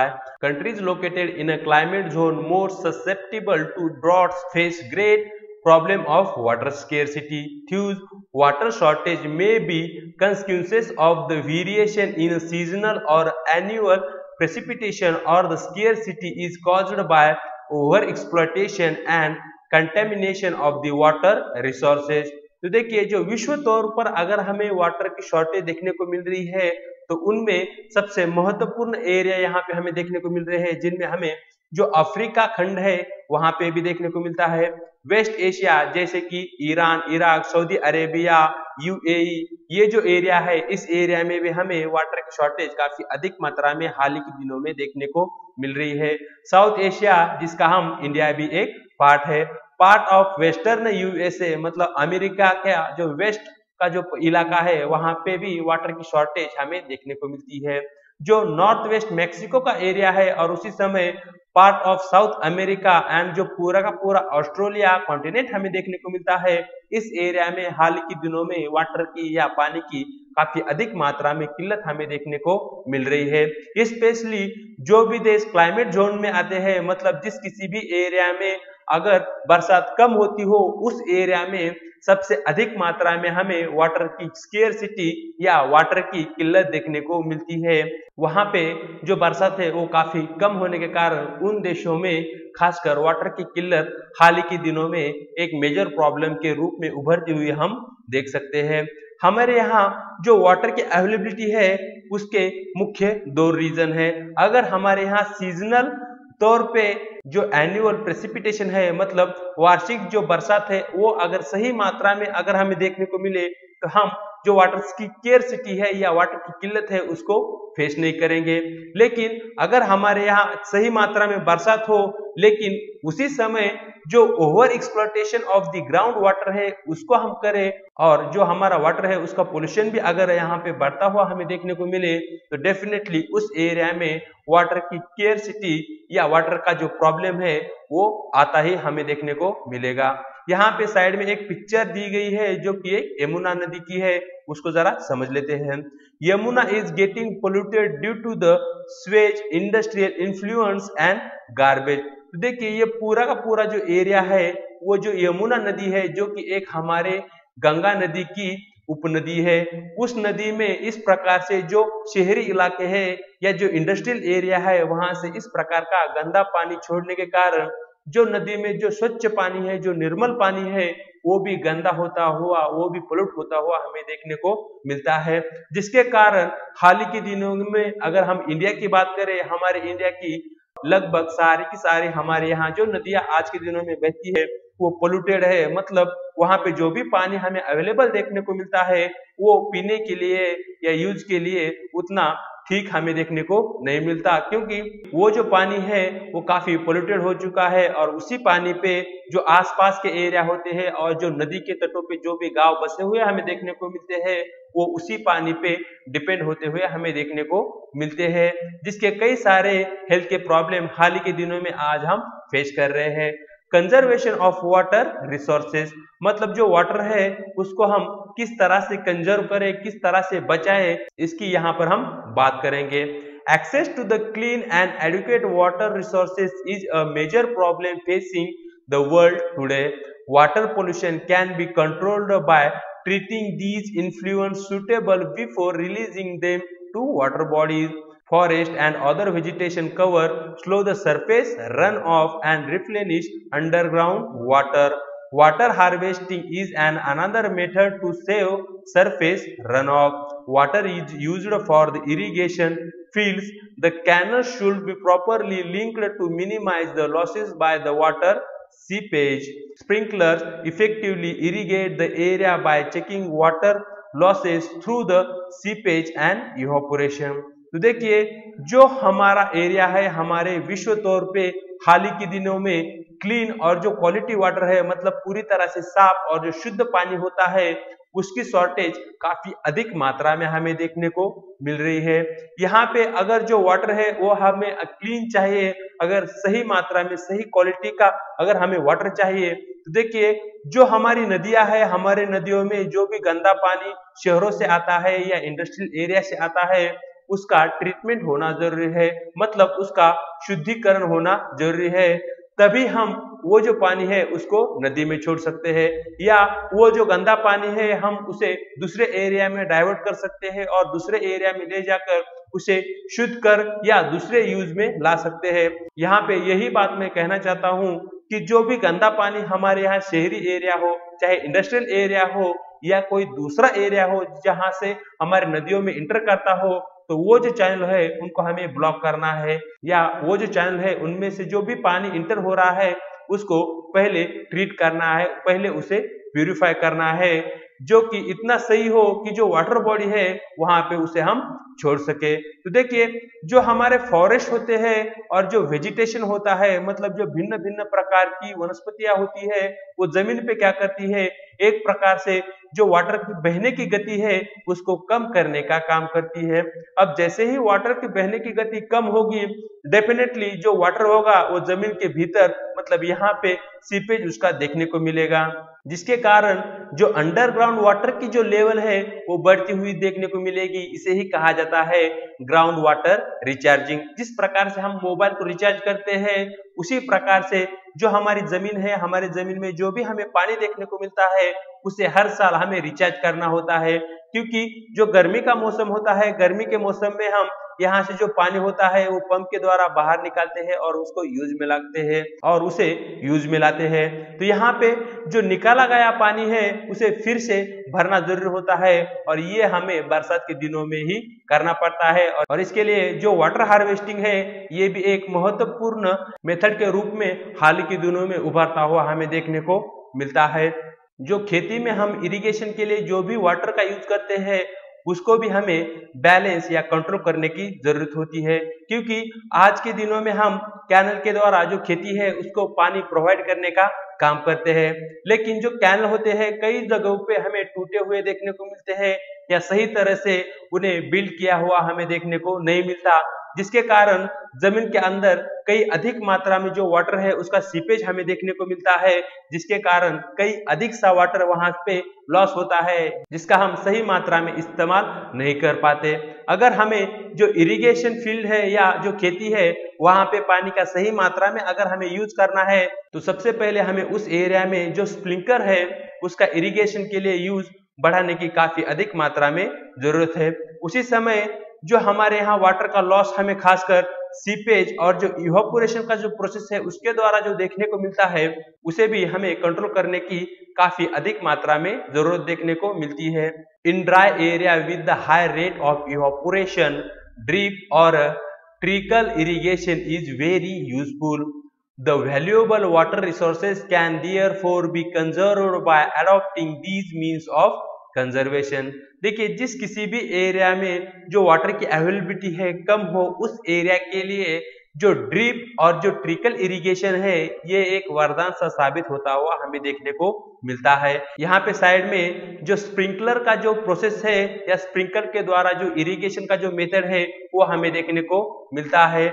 यहाँ पे ये black pipe से यहाँ से पानी आता हुआ हमें देखने को मिल रहा है और यहाँ से इस एरिया से पूरी तरह से जो वाटर है वो फसल के एरिया पे स्प्रेड होता हुआ हमें देखने को मिलता है। इसके कारण जो वाटर की अवेलेबिलिटी और जो वाटर का यूज है वो हमें सही मात्रा में देखने को मिलता है और खासकर उन एरियाओं में जहां पे वाटर की समस्या काफी अधिक है उस एरिया में इस प्रकार की जो टेक्निक है उनको बढ़ोतरी देना काफी जरूरी बन जाता है। यहाँ पे डू यू नो में हम बात करेंगे रेन वाटर हार्वेस्टिंग की। ये एक प्रोसेस हाल ही के दिनों में काफी उभरता हुआ हमें देखने को मिल रहा है जिसकी सहायता से जो वाटर है उसको हम कंजर्व कर पाएंगे। तो यहाँ पे जो रेन वाटर हार्वेस्टिंग का जो प्रोसेस है उसको समझने की कोशिश करेंगे। Rain water harvesting is the process of collecting rain water from the roof tops and directing it to the appropriate location and storing it for future use. On an average, one spell of rainfall for 2 hours is enough to save 8,000 litre of water. तो देखिए जो rain water harvesting का जो system होता है वो किस प्रकार से कार्य करता है इसको जरा यहाँ पर हम समझने की कोशिश करेंगे। तो देखिए जो हमारे एरिया में जो शहरी एरिया होता है वहां पे मकान होते हैं और जो मकानों की जो छतों का एरिया होता है उस एरिया में जो भी वाटर गिरता है उसको कलेक्ट करके हमें दूसरी जगह पे शिफ्ट करना होता है और उसी वाटर को इन फ्यूचर में मतलब आने वाले दिनों में अगर हम यूज करें तो इस प्रकार का जो पूरा का पूरा प्रोसेस है उसी को कहा जाता है rain water harvesting. For example मान लीजिए ये एक घर है और इस घर का ये ऊपर का एरिया है, एक छत का एरिया है। यहाँ पे अब बरसात होगी, बरसात के कारण इस एरिया में वाटर जमा होता हुआ हमें देखने को मिलेगा। अब ये जो वाटर है वो एक पाइप के द्वारा इस प्रकार से हम जमीन पे लाएंगे जहां पे नीचे जमीन में हम एक इस प्रकार की टंकी बनाएंगे और इस टंकी में इस वाटर को छोड़ देंगे। मतलब ये जो वाटर है वो फ्यूचर यूज के लिए यहाँ पे रेडी होता हुआ हमको देखने को मिल सकता है। उसी समय दूसरा एक मेथड यहाँ पे यूज हम कर सकते हैं। यहाँ पे एक टंकी बनाने के अलावा जो जमीन है जमीन में यहाँ पे हम एक गड्ढा बनाएंगे और इस गड्ढे में उस पानी को छोड़ेंगे। अब जिसके कारण यहाँ पे इस एरिया में जो ग्राउंड वाटर हमें देखने को मिलेगा डेफिनेटली उसका लेवल हमें बढ़ता हुआ देखने को मिलेगा। यहाँ पे जो ग्राउंड वाटर है वो रिचार्ज होता हुआ हमें देखने को मिल सकता है। तो इस प्रकार का जो पूरा का पूरा यहाँ पे हमें प्रोसेस देखने को मिलता है उसी को कहा जाता है रेन वाटर हार्वेस्टिंग प्रोसेस। तो यहाँ पे इस प्रकार की टेक्निक खासकर जो हमारे बड़े शहर है वहां पे करनी काफी जरूरी है, क्योंकि जो शहरी इलाका होता है वहां पे पूरे के पूरे कंक्रीट के जंगल आज के दिनों में हम देख सकते हैं, जिसके कारण जो जमीन है, जमीन में जो वाटर का सीपेज है वो काफी कम हमें देखने को मिलता है। इस प्रकार की टेक्निक अगर वहां पे हम यूज करें तो डेफिनेटली उस एरिया में जो भी ग्राउंड वाटर का लेवल है उसको बढ़ाने में हमारे लिए मदद होगी। अब यहाँ पर हम बात करेंगे natural vegetation and wildlife की। Natural vegetation and wildlife exist only in the narrow zone of contact between lithosphere, hydrosphere and atmosphere that we call biosphere. In the biosphere, living beings are interrelated and interdependent on each other for their survival. This life supporting system is known as ecosystem. Plants provide us with the timber, give shelter to animals, produce oxygen we breathe, protect soil so essential for the growing the crop, act as a shelter belt, help in storage of underground water, give us the fruit, nuts, latex, turpentine oil, gum, medicinal plants, and also the paper that is so essential for our studies. तो सबसे पहले यहाँ पर हम बात करेंगे biosphere की, क्योंकि इसी एरिया में हमें जो नेचुरल वेजिटेशन और जो वाइल्ड लाइफ है वो देखने को मिलता है।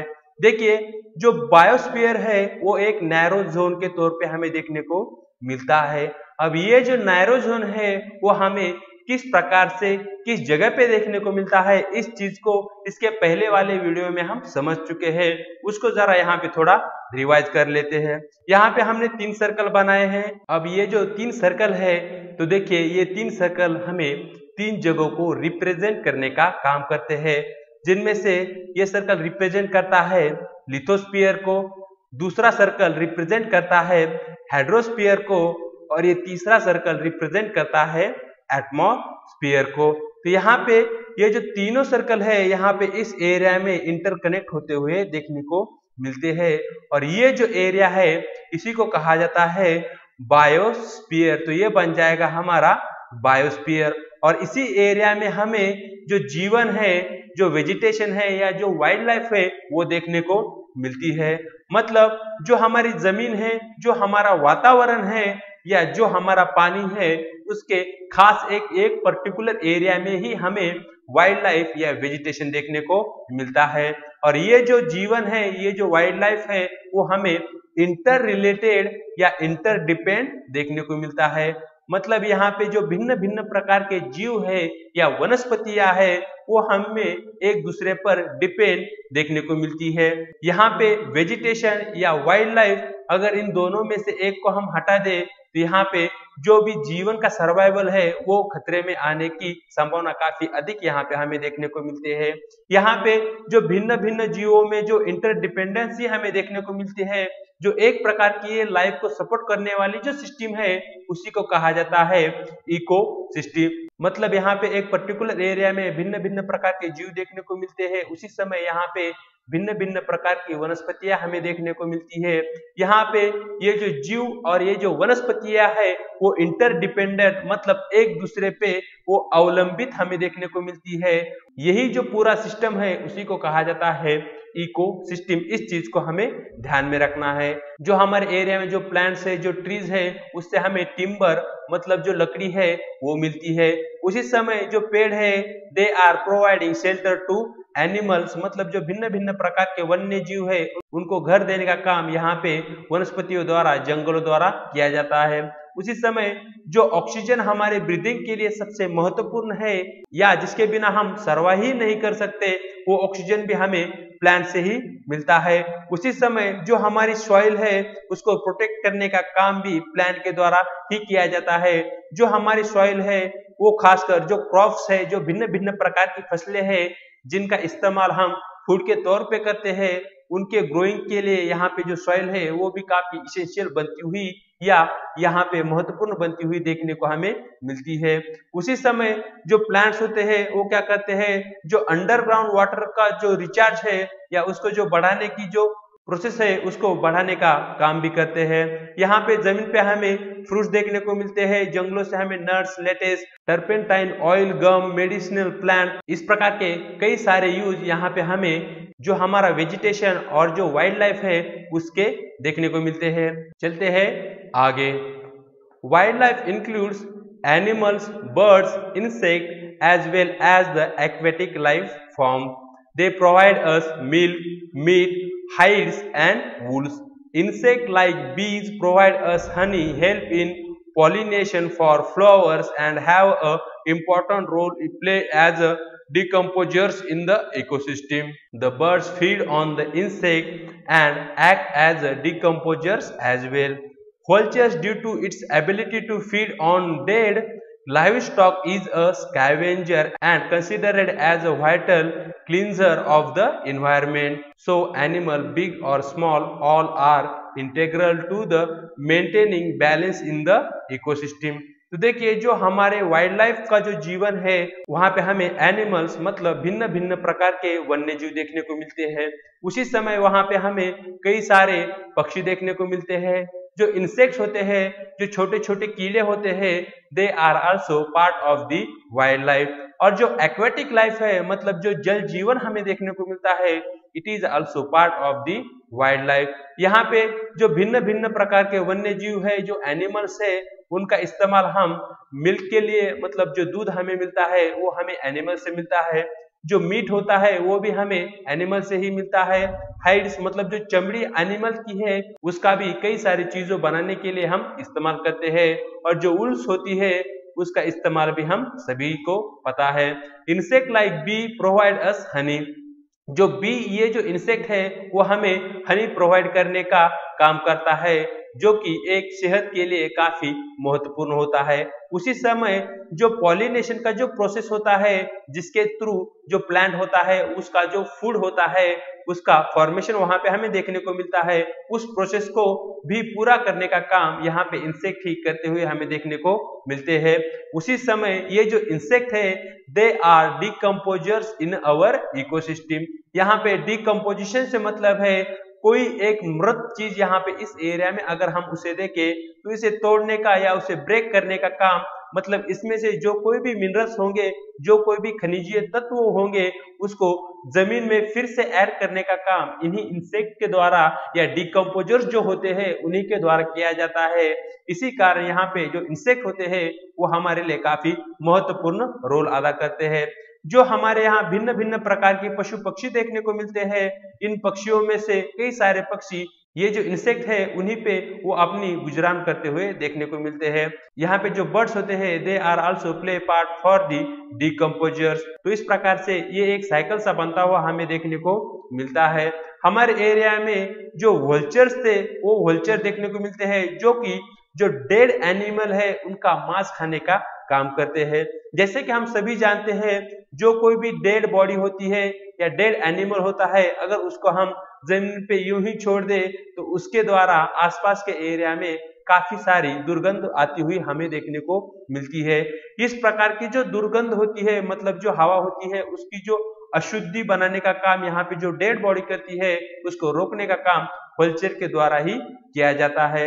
यहाँ पे अगर हम बात करें जो बड़े एनिमल होते हैं या जो छोटे एनिमल्स होते हैं, चाहे वो साइज में बड़े हो या साइज में स्मॉल हो, उनका हमारे लिए एक महत्वपूर्ण रोल होता है, जिसके कारण जो हमारा इकोसिस्टम है उसका जो भी बैलेंस है उसको बनाने का काम यहाँ पे ये जो पूरे का पूरा वाइल्ड लाइफ है उसके द्वारा ही किया हुआ हमें देखने को मिलता है। चाहे वो वाइल्ड लाइफ किसी भी तौर का हो, चाहे उनमें हमें इंसेक्ट देखने को मिले, बर्ड देखने को मिले या भिन्न भिन्न प्रकार के जो जानवर है वो देखने को मिले। तो देखिए यहाँ पे हमें कुछ वेजिटेशन और जो वाइल्ड लाइफ है उसके पिक्चर देखने को मिल रहे हैं। यहाँ पे पहली पिक्चर में हमें सिल्क वर्म देखने को मिल रहा है। जो रेशम कपड़े का हम इस्तेमाल करते हैं वो इसी सिल्क वर्म ये जो इंसेक्ट है उसी की सहायता से बनाया जाता है। यहाँ पे एक खूबसूरत पंछी की पिक्चर हमें देखने को मिल रहे हैं, जो कि ब्लू किंग फिशर का जो पक्षी है उसकी यहाँ पे हमें देखने को मिल रही है।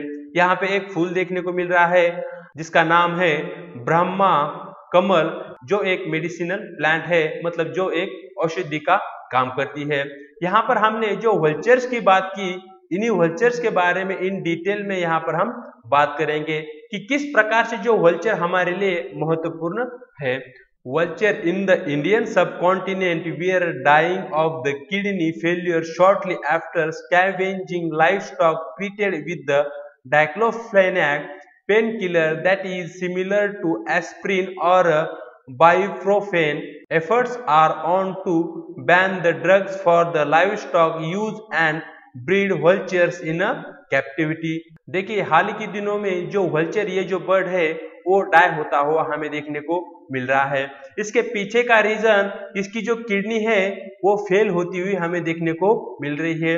अब यहाँ पे ये जो पक्षी है इसकी किडनी क्यों फेल हो रही है, तो इसके पीछे का रीजन यहाँ पे एक देखने को हमें मिल रहा है जो कि है डाइक्लोफेनेक, एक औषध है जो कि जो लाइव स्टॉक है, जो हमारे जानवर है उसकी ट्रीटमेंट में यूज किया जाता है। अब जैसे ही जानवर डाई होगा, मर जाएगा, अब ये जो जानवर है इसका मांस ये जो वल्चर बर्ड है वो क्या करेगा, खा लेगा। अब यहाँ पे जैसे ही ये डाइक्लोफेन जो उस जानवर की बॉडी में है, it will be inter in the body of this bird. तो यहाँ पे इसी के कारण ये जो बर्ड है वल्चर, इसकी जो किडनी है वो फेल हो जाएगी और उसी के कारण ये जो बर्ड है हाल ही के दिनों में काफी अधिक मात्रा में डाई होता हुआ हमें देखने को मिल रहा है, जिसके कारण आज के दिनों में इसकी जो संख्या है वो काफी तेजी से घटती हुई हमें देखने को मिल रही है। यहाँ पे जो डाइक्लोफेनेक नामक जो औषध है उसका इस्तेमाल खासकर एज अ पेन किलर के तौर पे किया जाता है। ये एक प्रकार से जो एस्प्रिन और जो आइबुप्रोफेन है उसी तरह का यहाँ पे काम करता हुआ हमें देखने को मिल रहा है। हाल ही के दिनों में जो डाइक्लोफेनेक जो ये औषध है उस पे बैन लगाया हुआ हमारे यहाँ इंडिया में देखने को मिलता है और इसी की सहायता से जो वल्चर है उनका कंजर्वेशन हम कैप्टिविटी में मतलब एक बंदिस्त एरिया में करते हुए देखने को मिल रहा है।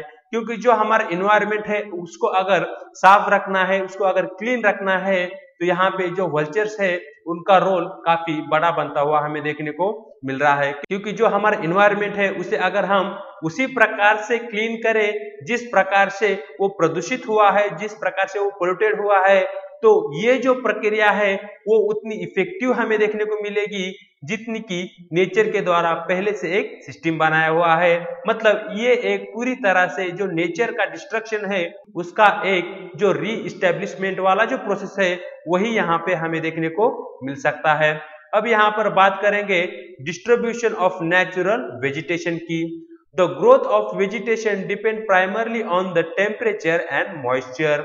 The major vegetation type of the world are grouped as a forest, grassland, scrubs and tundra. In area of heavy rainfall, huge trees may thrive. The forests are thus associated with the area having abundant water supply. As the amount of moisture decreases, the size of trees and their density reduces. In the region of the moderate rainfall, short stunted trees and grasses grow forming the grassland of the world. तो देखिए जो vegetation की जो growth है, जो भिन्न भिन्न प्रकार की वनस्पतियां है उनकी जो वृद्धि है वो हमें खासकर जो टेम्परेचर और जो मॉइस्चर है उसकी अवेलेबिलिटी पे ही डिपेंड करता है। मतलब किसी एक एरिया में अगर टेम्परेचर हमें अधिक देखने को मिले और उसी समय उस एरिया में जो पानी है, जो मॉइस्चर है, जो हवा में पानी की नमी है वो अगर हमें ज्यादा देखने को मिले तो डेफिनेटली उस एरिया में काफी अच्छा सा वेजिटेशन या वनस्पति जीवन वहां पे हमें देखने को मिलेगा। यहाँ पे जो हमारा वेजिटेशन है उसकी मुख्य तौर पर हमें कुछ टाइप्स देखने को मिलते हैं, जिनमें सबसे पहला है फॉरेस्ट या जंगल का एरिया, दूसरा है ग्रासलैंड, तीसरा यहाँ पे हमें स्क्रब मतलब जो छोटी छोटी जो वनस्पतियां होती है, जो छोटे छोटे प्लांट्स होते हैं वो हमें वहां पे देखने को मिलते हैं, और आखिर में चौथे नंबर पर हमें जो टुंड्रा वनस्पति है वो देखने को मिलती है। यहाँ पे टुंड्रा में हमें मॉसेस और जो लाइकन है इस प्रकार की छोटी छोटी वनस्पतियां देखने को मिलती है। ये जो टुंड्रा वनस्पतियां है वो हमें जो कोल्ड एरिया होता है वहां पे देखने को मिलती है। जिस किसी भी एरिया में जो रेनफॉल होगा अगर वो काफी अधिक मात्रा में हो तो उस एरिया में हमें जंगल देखने को मिलेंगे, मतलब उस एरिया में हमें फॉरेस्ट देखने को मिलेगा। मतलब यहाँ पे जैसे ही जो वाटर की अवेलेबिलिटी या वाटर का सप्लाई किसी एक एरिया में ज्यादा हो तो डेफिनेटली उस एरिया में हमें बड़ी वनस्पति देखने को मिलेगी। यहाँ पे जो बड़ी वनस्पति है डेफिनेटली वो ट्रीज है, वहां पे हमें जो पेड़ पौधे हैं इस प्रकार की वनस्पतियां देखने को मिलेगी। लेकिन जैसे जैसे ही जो मॉइस्चर है, जो पानी का सप्लाई है वो डिक्रीज होता जाएगा, कम होता जाएगा, उस एरिया की जो ट्रीज है उनकी हाइट भी कम होती जाएगी। उसी समय वहां पे जो भी हमें प्लांट देखने को मिलेंगे, वहां पे जो भी वनस्पति हमें देखने को मिलेगी उसकी डेंसिटी भी इस एरिया में कम होती हुई देखने को मिलेगी। जैसे हम आगे जाए, जिस किसी भी एरिया में मॉडरेट रेनफॉल होता है, मतलब जिस किसी भी एरिया में मध्यम स्वरूप का रेनफॉल हमें देखने को मिलता है, वर्षा देखने को मिलती है, उस एरिया में हमें ग्रासेस देखने को मिलेंगे या छोटी छोटी ट्रीज देखने को मिलेगी। तो यहाँ पे जो वेजिटेशन है वो किस प्रकार का होगा, it is totally depend on the supply of the water. In dry area of low rainfall thorny shrubs and scrubs grow. In such area, plants have deep roots and leaves have thorny and wax surface to reduce the loss of moisture by transpiration. Tundra vegetation of the cold polar region comprises of the mosses and lichens. Forests are broadly classified as evergreen and deciduous, depending on when they shed their leaves. Evergreen forests do not shed their leaves simultaneously in any season of the year. Deciduous forests shed their leaves in a particular season to conserve loss of moisture through the transpiration. These forests are further classified as tropical or temperate based on their location in the different latitude. तो देखिए, जो dry area होते हैं, मतलब जिस किसी area में जो रेनफॉल होता है जो कि काफी कम हमें देखने को मिलता है, उस प्रकार का जो रेनफॉल, उस प्रकार का जो एरिया होता है, उस एरिया में हमें थॉर्नी शब्द देखने को मिलते हैं। और उसी समय वहां पे हमें कई सारी जो स्क्रब, ये जो वनस्पतियां है वो ग्रो करती हुई देखने को मिलती है। यहाँ पे जो भी वनस्पति होती है उनके जो रूट्स होते हैं, उनकी जो मूलियां होती है वो काफी डीप हमें देखने को मिलती है, क्योंकि जितना वो डीप जाएगी उतनी ही अधिक मात्रा में जमीन से वो पानी को निकाल सकेगी और उस पानी का इस्तेमाल उसकी ग्रोथ में कर पाएगी। और वहां पे जो ये पेड़ होते हैं उनकी जो पत्तियां होती है वो हमें काटिली देखने को मिलती है। उसी समय यहाँ पे जो भी उसके जो एरिया है उस एरिया में हमें वैक्स सरफेस देखने को मिलता है, मतलब इस प्रकार का जो भी ट्रंक होता है, इस ट्रंक का जो भी एरिया होता है, यहाँ पे इस प्रकार से वाश का सरफेस देखने को मिलता है, जो कि जो मॉइस्चर का लॉस है उसको रोकने का काम करता है। क्योंकि इस प्रकार का जो एरिया होता है उस एरिया में खासकर जो मॉइस्चर का लॉस होता है वो हमें जो ट्रांसपिरेशन का जो प्रोसेस है उसी से ही देखने को मिलता है। जैसा कि हम पहले ही बात कर चुके हैं, जो टुंड्रा टाइप का जो वेजिटेशन होता है वो हमें कोल्ड एरिया में, मतलब जो पोलर का एरिया है वहां पे देखने को मिलता है। इस एरिया में हमें मॉसेस और ये जो लाइकन है, इस प्रकार की कुछ वनस्पतियां या वेजिटेशन देखने को मिलता है। यहाँ पे जो फॉरेस्ट होते हैं, अगर उसको हम ब्रॉडली क्लासिफाई करें तो देखिए उसके हमें मुख्य तौर पे दो प्रकार देखने को मिलते हैं, जिनमें एक होता है एवरग्रीन जिसे कि सदाबहार वन भी कहा जाता है, और दूसरा होता है डेसिडुअस फॉरेस्ट जिसे कहा जाता है पतझड़ वन। यहाँ पे ये जो एवरग्रीन फॉरेस्ट और ये जो डेसिडुअस फॉरेस्ट है, इनका जो क्लासिफिकेशन हमने किया है उसका बेस यहाँ पे देखने को मिलता है शेडिंग ऑफ देयर लीव्स, मतलब यहाँ पे कुछ जंगल ऐसे होते हैं जो कि पत्तों को छोड़ने का काम करते हैं और उसी के आधार पर यहाँ पे हमने फॉरेस्ट का क्लासिफिकेशन किया है। यहाँ पे जो एवरग्रीन फॉरेस्ट हमें देखने को मिलते हैं, they do not shade there leave, मतलब साल का कोई भी सीजन हो, यहाँ पे इस एरिया में जो भी फॉरेस्ट हमें देखने को मिलेंगे वो हमें एवरग्रीन ही देखने को मिलेंगे। मतलब इस एरिया में जो भी पेड़ होते हैं, उन पे जो भी पत्तियां होती है, उनको झड़ने का एक पर्टिकुलर सीजन यहाँ पे हमें देखने को नहीं मिलता। लेकिन जो डेसिडियस फॉरेस्ट होते हैं, जो पतझड़ वन होते हैं, देखिए वो साल में एक पर्टिकुलर सीजन में अपनी पत्तियों को छोड़ने का काम करते हैं, उनकी पत्तियों को झड़ने का काम करते हैं। इसके पीछे का रीजन यहाँ पे हमें देखने को मिलता है जो लॉस ऑफ वाटर हमें देखने को मिलता है, और ये जो लॉस ऑफ वाटर है वो खासकर जो एक प्रोसेस है ट्रांसपिरेशन का, उसी से होता है। और उसी को रोकने के लिए यहाँ पे इस एरिया के जो पेड़ होते हैं वो क्या करते हैं, अपनी पत्तियों को छोड़ने का काम करते हैं। यहाँ पे हमारे अर्थ पे जो भी फॉरेस्ट है वो हमें डिफरेंट डिफरेंट एरिया में देखने को मिलते हैं। अगर उनका हम लैटिट्यूड बेसिस पे क्लासिफिकेशन करें तो देखिए जो हमारा अर्थ है, हमारे अर्थ में कुछ एरिया पे हमें ट्रॉपिकल फॉरेस्ट देखने को मिलते हैं जो कि इक्वेटर का सराउंडिंग एरिया में ही देखने को मिलते हैं। और जो टेम्परेट फॉरेस्ट होते हैं they are also found north and south of the equator. मतलब इस एरिया में यहाँ पे हमें ट्रॉपिकल और जो टेम्परेट फॉरेस्ट है वो हमें लोकेट देखने को मिलते हैं। जैसे कि हम बात ही कर चुके हैं इसकी पहली वाली क्लास में, प्रीवियस लेक्चर्स में, जो ये भिन्न भिन्न प्रकार के फॉरेस्ट थे और उनकी जो टाइप थे उनको इन डिटेल में यहाँ पे हमने समझा है। चलते हैं आगे। आगे यहाँ पर बात करेंगे conservation of natural vegetation and wildlife की। National park, wildlife sanctuaries, biosphere reserve are made to protect our natural vegetation and wildlife. Conservation of the creek, lakes and wetland is necessary to save the precious resources from depletion. There is a balance in the environment if the relative number of species is not disturbed. Awareness program like social forestry and Van Mahotsava should be encouraged at the regional and the community level. School children should be encouraged for the bird watching and visiting nature camps so that they appreciate the habitat of the varied species. तो देखिए जो हमारा vegetation और जो wild life है उसको हाल ही के दिनों में कंजर्व करना या उसको प्रोटेक्ट करना काफी महत्वपूर्ण बन गया है, क्योंकि हाल ही के दिनों में जो हमारी जीवन शैली है उसमें कई सारे बदलाव आए हैं और उसी के कारण जो हमारा वेजिटेशन कवर और जो वाइल्ड लाइफ है वो काफी खतरे में आता हुआ हमें देखने को मिल रहा है। और उसके प्रोटेक्शन के लिए यहाँ पे हमने नेशनल पार्क्स बनाए हैं, वाइल्ड लाइफ सेंचुरी भी बनाई है और जो बायोस्फीयर रिजर्व है वो भी बनाई है। इनके माध्यम से यहाँ पे हम जो हमारा नेचुरल वेजिटेशन और जो वाइल्ड लाइफ है उसको प्रोटेक्ट करने की यहाँ पे हम कोशिश कर रहे हैं। यहाँ पे हमें जो हमारी क्रिक्स है, मतलब जो भिन्न भिन्न प्रकार की खाड़ियां हैं, लेक्स जैसे कि सरोवर्स है और जो वेटलैंड्स है, जो दलदली एरिया है, उनको भी कंजर्व करना जरूरी है, क्योंकि यहाँ पे इस एरिया में सबसे अधिक मात्रा में हमें बायोडायवर्सिटी देखने को मिलती है। जीवन की विविधता हमें इसी एरिया में देखने को मिलती है। यहाँ पे अगर हमें हमारे एनवायरनमेंट का बैलेंस बनाए रखना है तो यहाँ पे जो कुछ भी नंबर ऑफ स्पीशीज है उनकी सही मात्रा में हमारे अर्थ पे या हमारे एनवायरनमेंट में उनका होना जरूरी है, तभी हम हमारे जो इन्वायरमेंट है उसको बैलेंस कर पाएंगे और उसमें सरवाइव कर पाएंगे।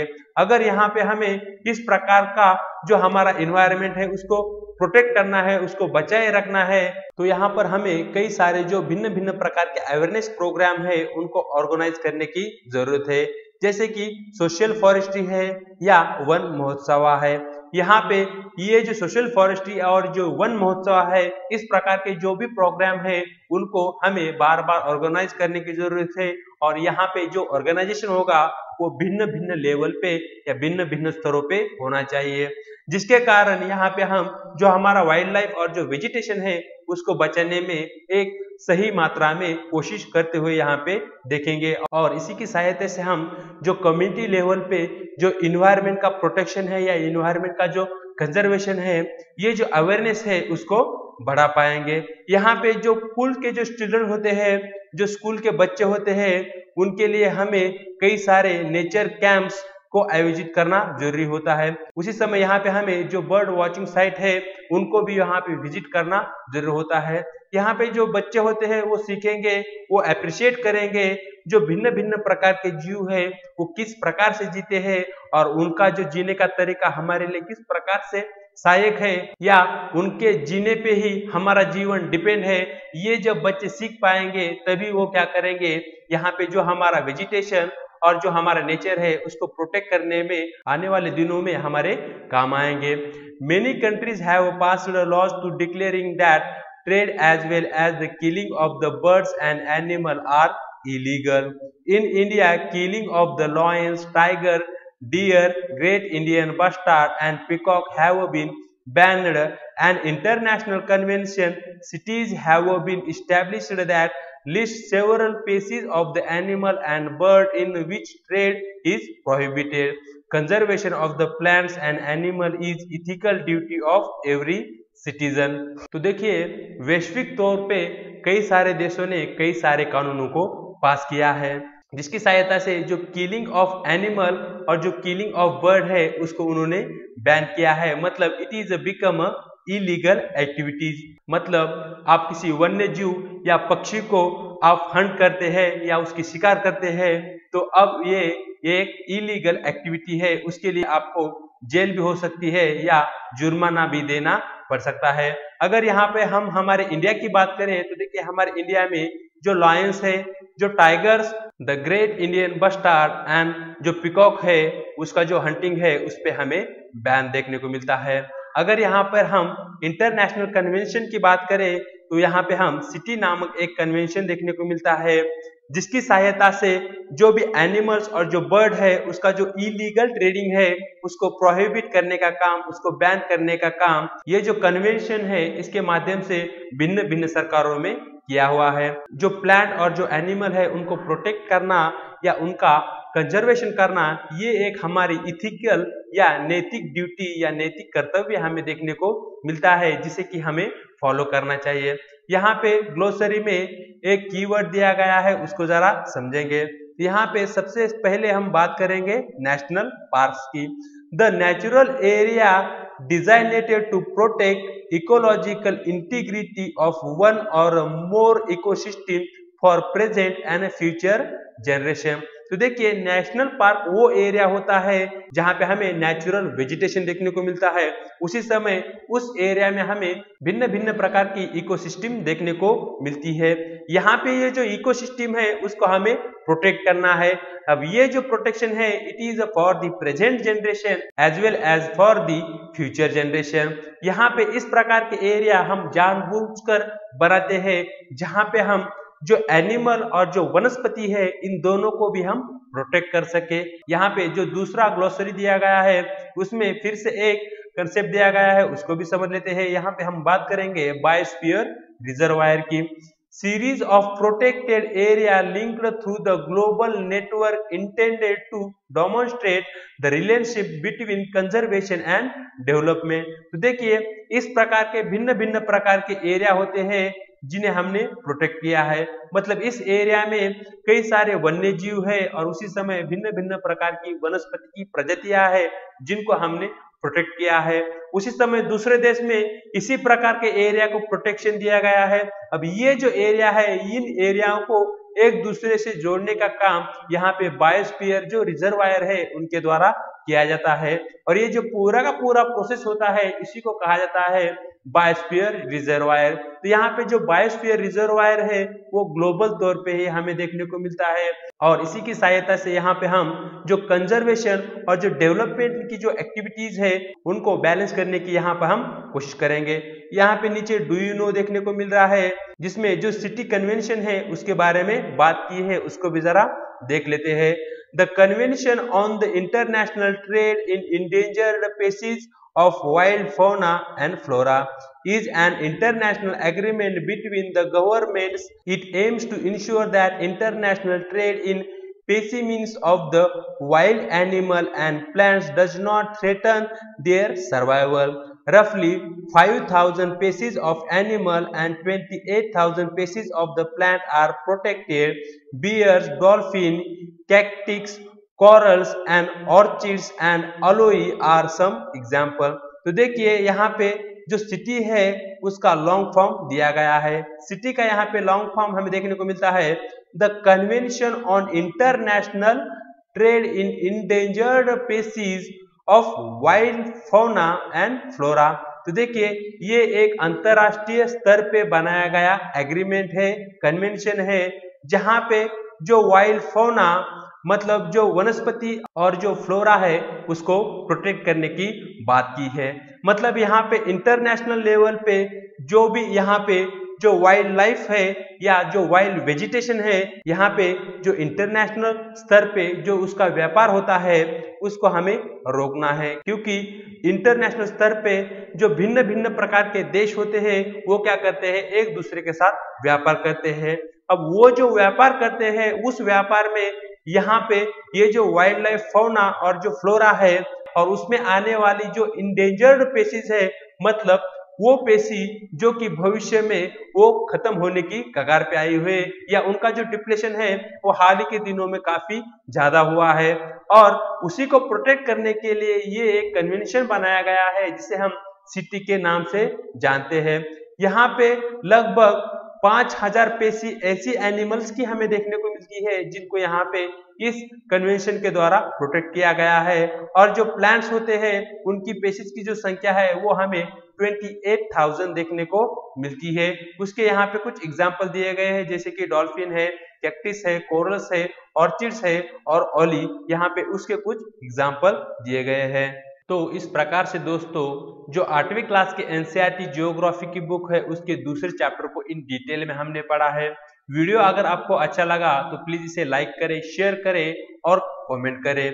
उसी समय हमारा जो सिद्धू आईएएस का यूट्यूब का चैनल है उसे भी सब्सक्राइब कर ले, साथ ही जो टेलीग्राम का सिद्धू आईएएस का जो चैनल है उसे भी ज्वाइन कर ले, क्योंकि ये जो चैनल है यहाँ पे आपको इस चैप्टर से रिलेटेड जो भी मल्टीपल चॉइस क्वेश्चन होंगे वो आपको वहां से मिल जाएंगे। तो आज के लिए बस इतना ही, मिलते हैं एक नए वीडियो में एक नए चैप्टर के साथ। तब तक के लिए आप सभी से इजाजत चाहता हूं।